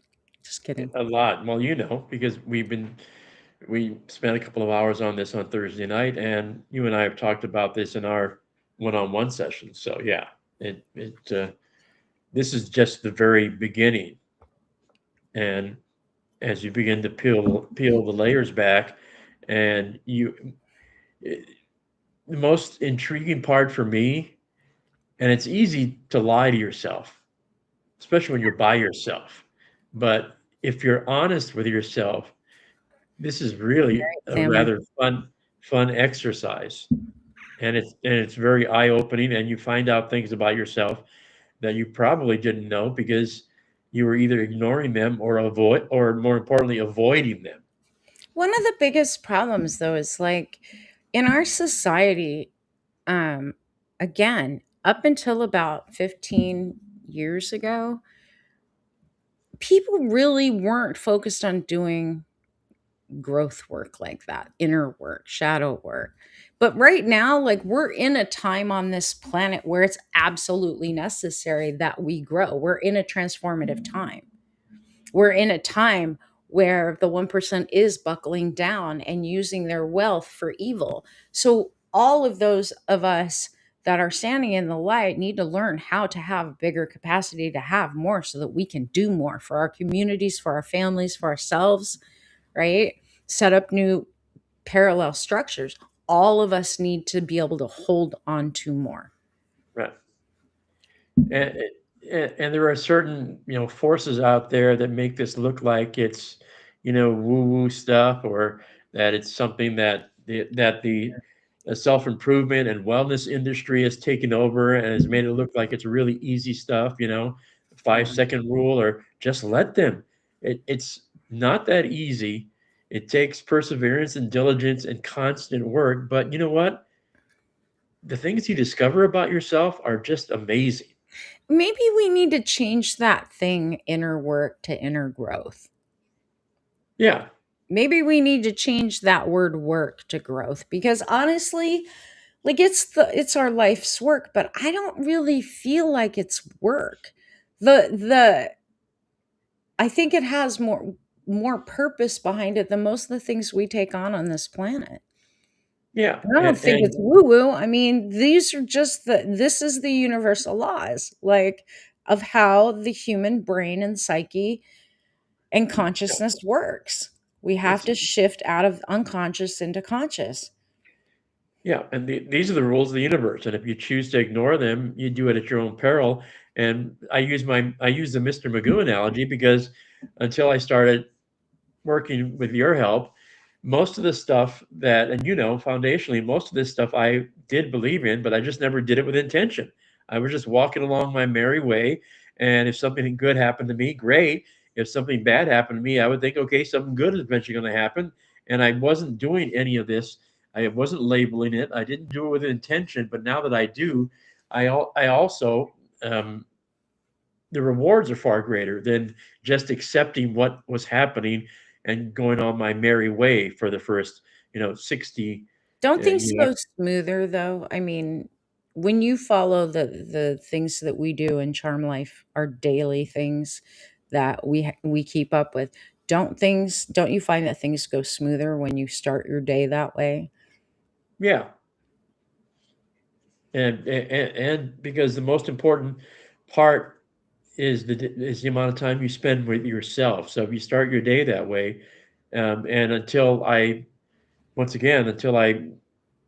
advantage of your coaching and your expertise, and my work habits. As soon as I got up, I was out the door. Now Yeah. the most important part of my day is to spend that first half hour when I get up. I don't pick up my phone, I don't turn on the TV to watch CNN. The first half hour of my day is spent with me in reflection and trying to figure out how I Brenda's intend saying to. yes on TikTok as well. Brenda's in Charm Life too, so she knows. Yeah, I mean, so and that for me is the most important part of my day.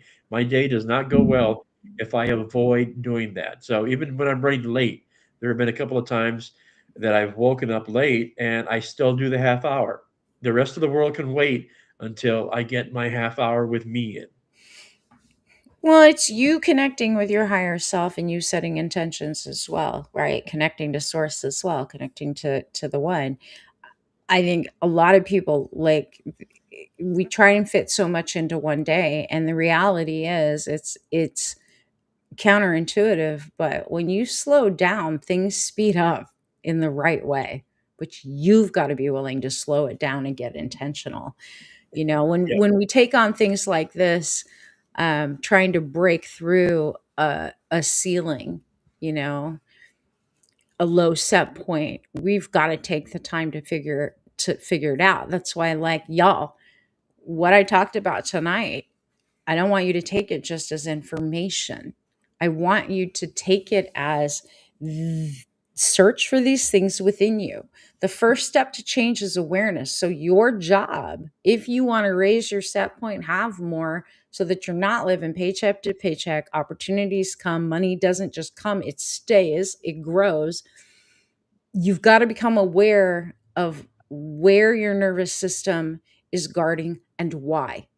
You know, I gave you a bunch of examples of how it gets locked in like that. Then you've got to start to figure out, and you can journal. I highly suggest journaling. It's a great way to dig into why am I the way that I am, or why does my subconscious believe it's not safe to have more? What did I learn? What did I decide? What beliefs are tied to that? Do that work. If you need help with that work, come work with me, either for a private session or come look at Charm Life, and join in. If you can't commit to an intensive, then at least go look at Hidden Wisdom. It's $40 a month and you still get to work with me within the group and get coaching. I have all kind of levels of ways that you can work with me, but I'm telling you, this work came from this body of work that I teach came from me breaking through my own lockdowns, my own set points, because I had to. Like, I had to. I went through all kinds of trauma. If y'all don't believe me, go get a copy of my book, Crooked Path to a Charm Life. Clairvoyant Medium's Journey to Embracing Her Spiritual Gifts, Bernadette Colt. Everywhere books are sold, audio, ebook, paperback. And I say that because that book, Spirit told me to write to show people how you can go through all kinds of hell in your life. And I went through loads of hell. And here I am. And I was able to shift it. And once I was able to shift it and lock it in and understand what they walked me through, what they taught me, some 30, how many years ago? 30, over 30. I know it's been over 30 because Brindy's 34, over 30 years ago. And I've been helping people for the last, 26, 27 years, 50,000 plus. over 50,000. We stopped counting at 50,000. So, The idea of slowing down, which I think, and I'm beginning to enjoy that too. The analogy that I came to eventually was, and I enjoy athletes and the how they are able to master whatever they do. When they get to whatever sport they're in, when they master it, they always say time slows down for them. Whether you're a basketball player or whether you're a baseball player trying to hit that ball that's coming at you at 100 miles an hour, they say when they're in their zone, the world slows down for them. And they're able to address whatever the challenge is because, race car drivers say the same thing. Even yeah, though they're going that fast, they say the same thing. And part of that is because, they are that hyper focused. When I had that near miss car accident, the one where it played out on my windshield Mhm. before it happened in front of me, um, everything about that slowed down as it happened. Literally, I watched that car go flip and roll inches from my bumper. And it happened in slow motion, even though we were all traveling over 60 miles per hour. Time is a funny thing. and it's not real to begin with, but it is circular.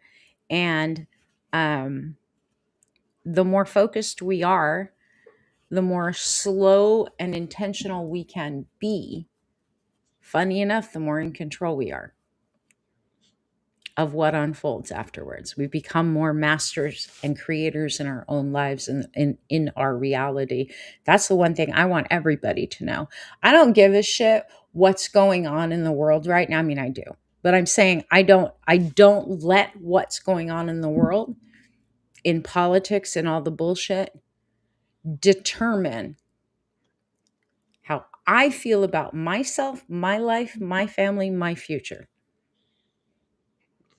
There is I'm going to say it. We don't have that many people on. I don't normally share this outside of my Charm Life group. We have a mantra in Charm Life, and this is how it goes. I don't care what you think. What you think is none of my business. What you think will not affect my next move. That very mantra changed my entire life. It was the beginning of changing my entire life from survival mode, people pleaser, over giver, overachiever, and put me on my center when Spirit taught me that one. And I teach that one to my Charm Life people, and we have to learn how to live it. When you can live from that place where it doesn't really matter what anyone else is doing, and what other people are doing or trying to do doesn't have to affect you, should not put you into fear, should not be able to dictate who you are, how you are. It's amazing that your power doesn't sway. You might, like, I am angry about what's going on. I half the time can't believe my eyes that the shit that is happening and unfolding in front of us. However, there is this stronger, more centered part of me that knows no matter what happens, not only is it going to be okay, it's going to be better than I can even imagine. And it is all working out for the good. And this much I know.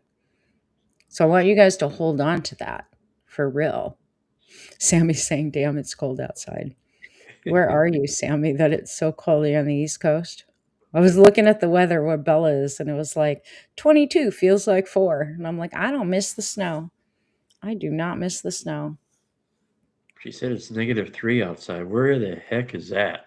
Yeah. Ooh, Me and my dad were out running the rototiller today, leveling the ground to put our solar panels up in Pennsylvania. So you're not far. My daughter, my youngest, lives in Virginia. So I was checking on her weather. My dad's like, how's Bella doing? I'm like, Bella's cold. She's just oh, cold. I'm glad I'm not. Scranton. Wow. Stay I warm. I I will don't say miss. this. I'm a member of both groups, Hidden Wisdom and Charm Life, and there are times, and there have been times through my journey the last couple of years where you feel like you're alone, and what I'm going through, is a very individual journey, and I'm the only one that feels that way. But then when you get to a sacred space and you share things with other people that are there to also grow, it's it's awakening, it's enlightening, and it's freeing. And I look forward to both those sessions, the Thursday session and the third Wednesday of the month when we get together, because it my moments, and Bernadette and I have talked about this because I have a tendency to internalize everything and keep my own counsel. I've learned more in those sessions and gotten moments of clarity from other people as they talk about their challenges and how they're working through it. So the sense of community that Bernadette has built is fantastic, and it's something I always look forward to, and I think the other people that are in the space also do, because it allows us to be ourselves. Yeah. Pat saying, how many kilowatt solar did you get? So I got 6 panels that are 440 bifacial. So I think the input, it's under what we can input. Um, but like we can input 3,200 into our generator, but it's still enough. Like I went 2 panels under just because of the temperature swings that we go through. Super cold in the winter, which then raises your voltage. And I don't want to blow the system. So we got 6, but these panels are huge. I mean, they're huge. They're much bigger than I thought. They're like 6 feet tall and 4 feet wide. Um, they're That big. is big. Yeah, and we're ground mounting them on racks. So two, three in a series, 2 rows or 2 series, whatever, because I have 2 inputs into our whatchamadink generator, solar generator. My electrician came out this week and he was like, he looked at all of it so that he could figure out what he needs to do. And then he was like, damn, that's a nice system. I'm gonna go look at that. Because he doesn't like the EcoFlow. He's installed a couple EcoFlows for people and he goes, I don't like them. He goes, your system is actually the way it's set up, it's nice. And I did all the research. So yeah. You're a deep diver. It helps. Yeah. You've been watching some videos. Telling you, Pat, if you don't get enough sun, I mean, there is always like wind. But with the anchor system, you don't have to use solar panels to charge it. You can charge it with off peak, like you can charge it by the house. And then, depending on what you're running on it, you can go, depending on how much wattage you have. We have two expansion batteries. Literally, when I plug it in with the two expansion batteries and the original battery in the system, which puts us close to 12,000 kilowatt hours, it literally says I can last, what was it? Without anything plugged in and pulling a draw. It said 50 days or 30 days. It was some ridiculous amount. And I was like, yeah, watch. I'm going to plug in a heater. Now let's see. And then it's like 8 hours with a high draw heater, right? But I've rated everything, and that's with no input coming in. With solar coming in, it's a whole different ball game.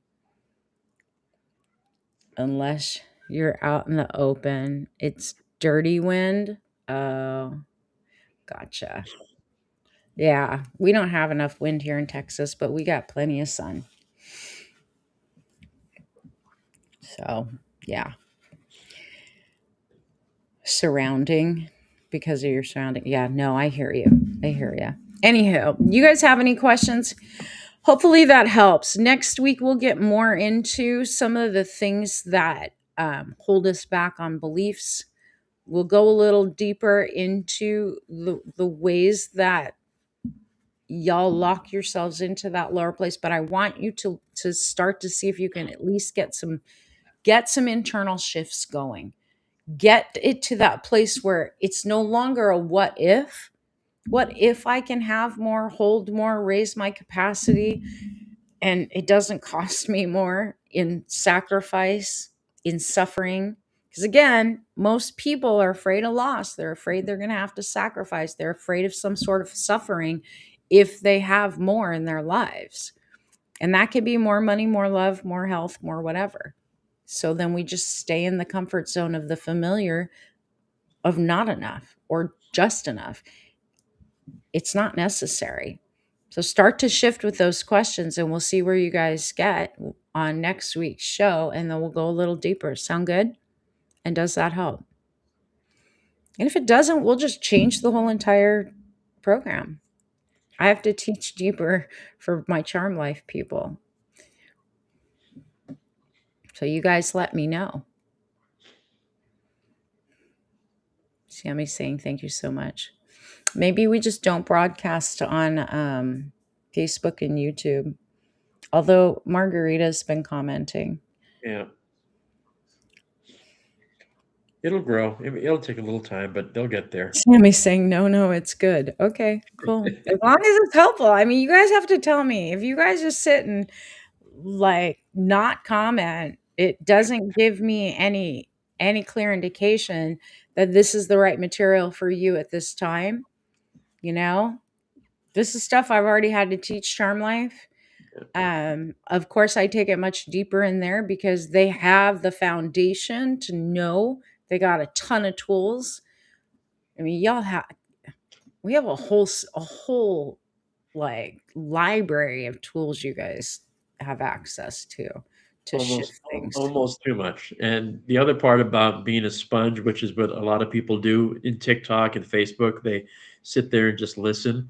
I was a sponge for a lot of years, but when you start to actually verbalize and think out loud and trade ideas with other people, you get a lot further Yeah. and you come up with answers a lot faster than just trying to have an internal conversation with yourself. Yeah, the echo chamber is no fun. No. JC and TikTok saying helpful. Thank you. Thank you for letting me know. I so appreciate it. You guys have no idea. Like it's Pat saying that's me.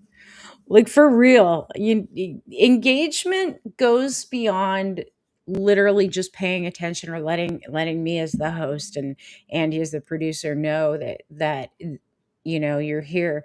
Like the engagement actually helps you lock in. When I ask you questions, I'm asking you because I want to specifically know what's going on with you guys.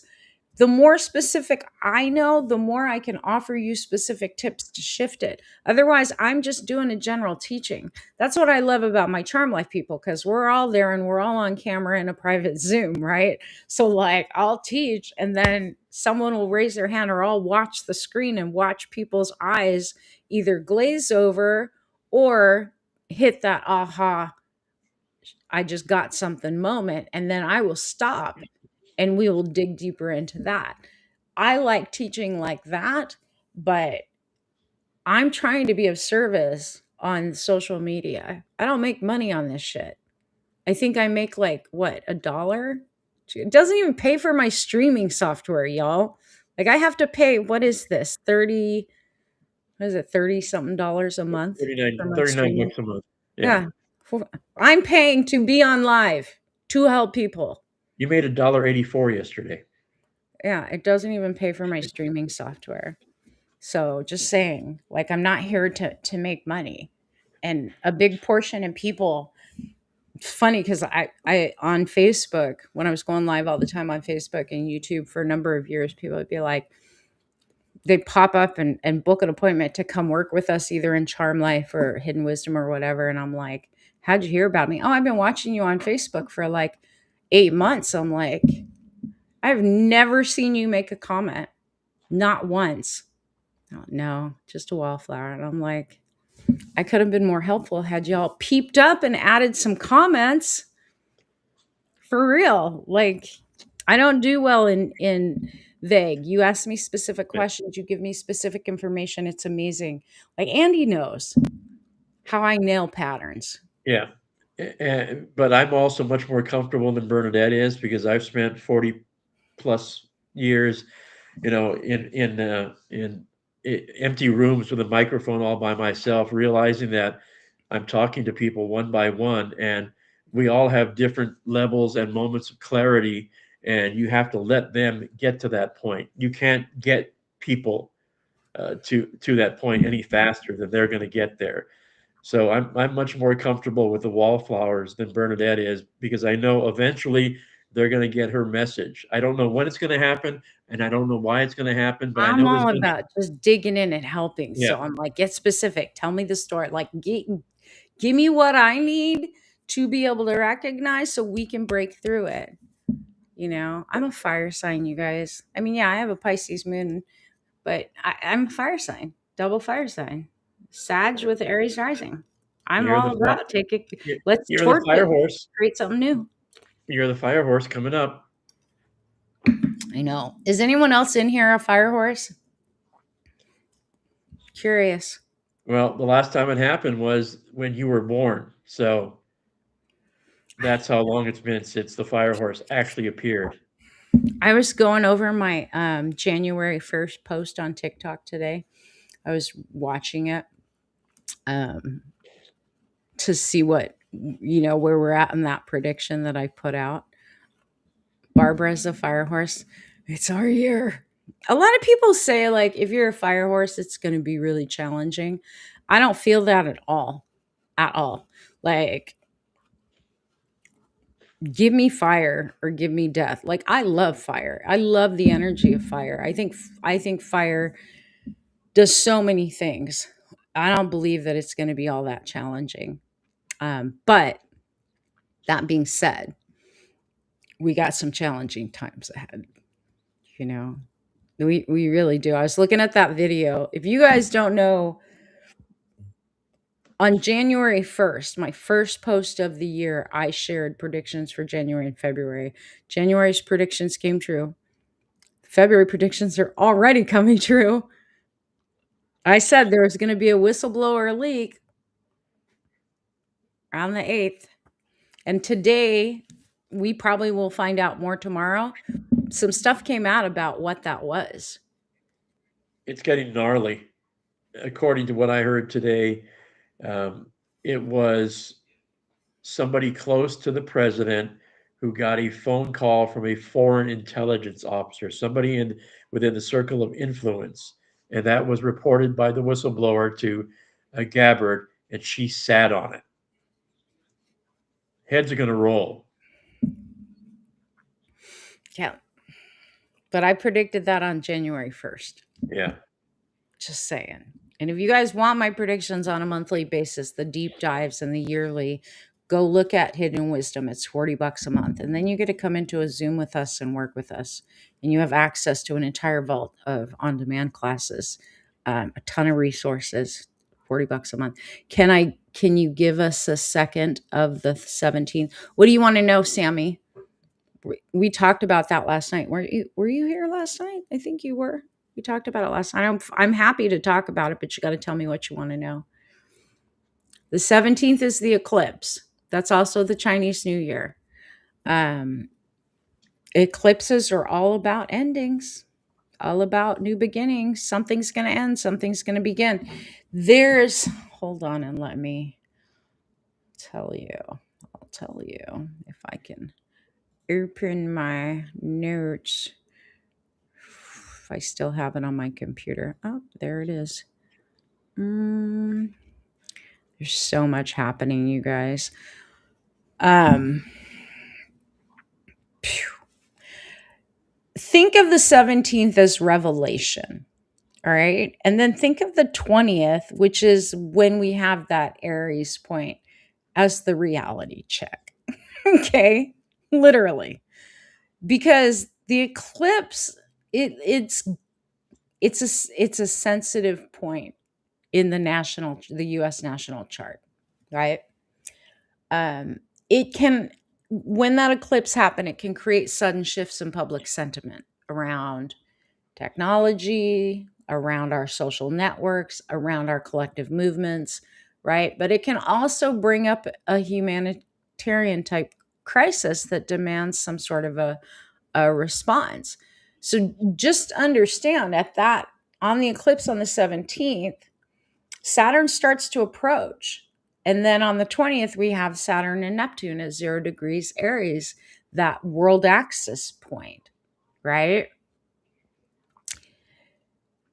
That's where I really think that we're going to see some pretty big stuff happen around that point. Like all month, this month, there's still going to be pushback. We've got on the first day that I said watch out for was the 8th, but it's from the 8th, 9th, and the 10th, the way that window of transits hits for the WikiLeaks style leak. And we've already got news of what it is, but not truly what it is. So it'll probably drop in the next 24 to 48 hours. I was surprised we got some news about it today, more what it was about. And it has to do with national security. And we talked about that, but it's international. And that's what I had said in that report as well, or in that video as well. So, yeah, I don't know. I don't know what else you guys want me to talk about. Something Oh, else. the zero Yeah. axis. It's just a point. I mean, we haven't had this point. Like, there's very little I can say about knowing exactly how this Saturn Neptune conjunction on the world axis point, because it's 0 degrees Aries, which is the start of the astrological cycle, right? We haven't had it in thousands of years. We have nothing to go off of. Nothing. It's unprecedented. We had a Saturn Neptune conjunction within 2 degrees, but not in Aries, and not with all of these other planets lining up the rest of the month in Aries in 1989 when the Berlin Wall fell. So it can create like a social movement, a big movement, a drastic change in the way that we all get along. The thing that's concerning with this one is how it's going to play out because so much is lined up in Aries. And when Aries is super active, Aries can be aggressive, Aries can be super action oriented, Aries is super fiery, Aries gets it done, right? But Aries can also start wars. And that's I my hope is that we're not going to go there. I do think on not on the level of the world's going to start a war. I think the conflicts, the sides, people knocking heads, that separation of sides is going to get super loud towards the end of this month. The energy level, yeah. I think Yeah. that's a better analogy, and, if anyone else out there besides Bernadette and myself are followers of the Epstein, files, on Monday, uh, Ro Khanna and Thomas Massie get to go to DOJ and read the unredacted 302 forms, the FBI uh, eyewitness testimonies that were given by the survivors. So they are going to walk out of that meeting with the names of people that the survivors have alleged abused them years ago. They're There's going so to many, know. yeah, there's so many threads we're pulling on. I mean, Yeah, I know there's a big focus on the Epstein files, and I swear to God, every time I post some sort of a video, people are like, "He's just trying to distract us from the Epstein files." It isn't what's in the files. It's not the release of the file. What matters is like who was it? Bondi said, if you knew the names, it would literally destroy the entire government system. Most people are like me, where it's like, burn the shit down, let's start over. yeah. So Like, what? I don't care if there are pedophiles and murderers and all these crazy people in the file. Let's take care of it. Let's handle it. Let's go. It's Like, already I don't happening. care. There are people that are linked to just mentioned in some of the unredacted parts in the UK have lost their jobs already. We're the only ones that continuing to hold fast and try to keep a lid on this. Everyone else is taking action every time they hear a name that's linked to the Epstein files. Yeah. Well, so we've got that going on. We've got crazy immigration policies and expansion of detention centers. We've got an economy in a free fall, right? And shrinking job market. And then we've got this whistleblower thing that's coming and getting ready to drop. And then we have this massive unknown that's going to hit from about the time of the eclipse. I mean, once that eclipse hits on the 17th, we're only a week away from it. A week from Tuesday is the eclipse. Yeah. Like, time is moving so fast right now. So that eclipse happens, and solid for 3 days, we've got one thing after another that's going to kind of come together. And then after that, planet after planet after planet after planet for 7 planets, they all line up in Aries. A stellium unlike we've had before. So the whistleblower stuff started to come out on the 6th. I said we were going to have the leak on the 8th. Today, Aaron Parnas and somebody else came out and gave us wind of what it is, what it has to do with. And it has to do with a foreign intelligence. Gee, And it if we had to venture a guess on who that foreign intelligence might be, I'd guess it's one of two people or one of two agencies. starts with an I or starts with an R. Yeah, Yeah. pretty close. Yeah. I'm pretty sure it's the R, not the I. It wouldn't Yeah, be that big of a deal if it was the I. No. So Yep. pretty sure it's the R. Um, and the implications of it are international, and people's heads are going to roll. It's a big leak, but it also has to do with the economy as well. As far as what I saw in the astrology, like I was talking about FinCEN and stuff like that, like there's some shit. There's some shit. Yeah, or both. Exactly. So that prediction was right. I made that prediction on the 1st of freaking January. Actually, for my group, I made it on the 31st of December, but I posted a video on TikTok. You guys can go watch that video. I haven't, it's still up. Anywho, um, we'll A lot of see. This lot of month is going to be interesting. lot of Thank moving God it's parts. not as bad as last month. When They you are look at the taking big down the US economy. Yeah, they are. when you take a look at the big picture economically, in less than a year, our economy is going to be damaged for decades because the economic deals that China has made with other countries are long-term deals. We're not there. Even if Trump were to disappear tomorrow, we cannot jump back in and reconfigure the deals that we have with Canada and Mexico I and China. But see All what of that, I think, like, and I get that part. If we were to stay with the same system, but systems are breaking all over. I think that there's going to be a shift and a change on how all the world economies work and what it's based on. That is part of what this big, huge paradigm shift is supposed to do in 2026. And it will take 2027 to stabilize it before we get to the relaxing point of 2028. right. And for folks that have been with you at least a couple of years, like I have, 2 years ago, you talked about the transition, the challenges, and we weren't going to be on track until about 2028. And So, that's unfortunate, you know. well, change doesn't come easy, nor does it come fast. And I think what we need to do, and you've talked about this before, about holding space, we don't know what it's going to look like coming out of this, but we have to remain open to the possibilities because We have to we know remember that, who we are. Like we yeah, are fully resourced people. Like we have an abundant earth that can sustain us if we work with her. Pat's saying the glass is half full, y'all. I know. yeah, I think it is. I mean, I'm not resistant to what's happening. I do think things have to shake up. Again, I like fire. I say burn it down.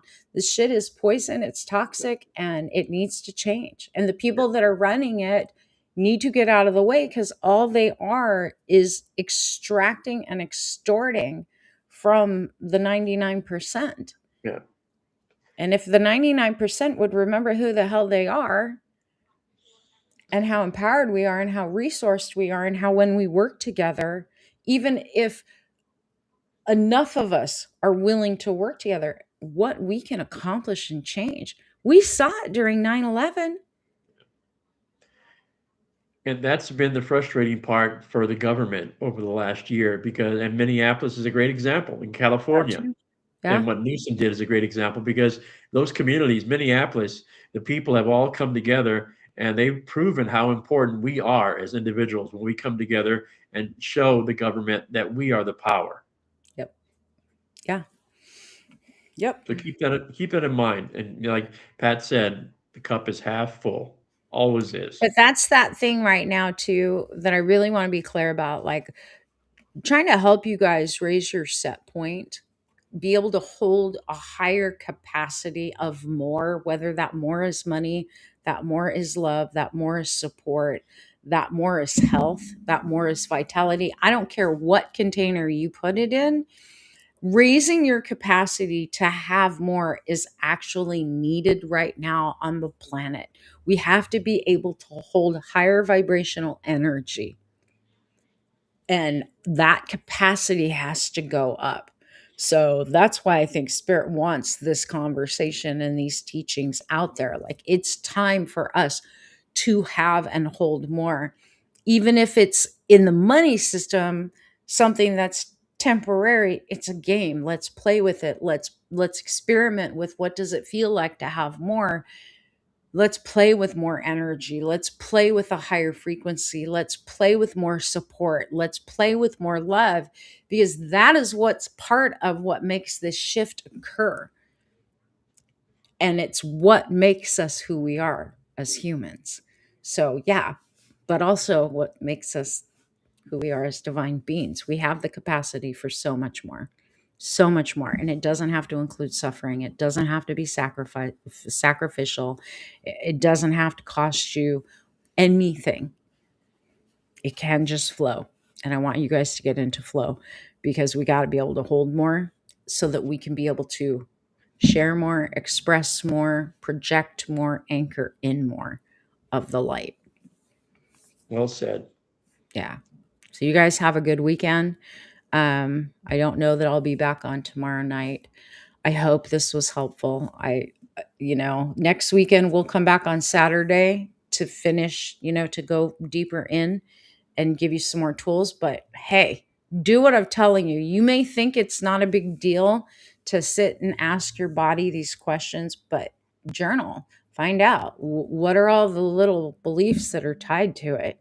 Do you believe you have to be more responsible? Do you believe that you got to be vigilant? How does your body open up or close down when you think about having an excess? Does your ego directly go into, I'm too old, it's not that important, let somebody else have it?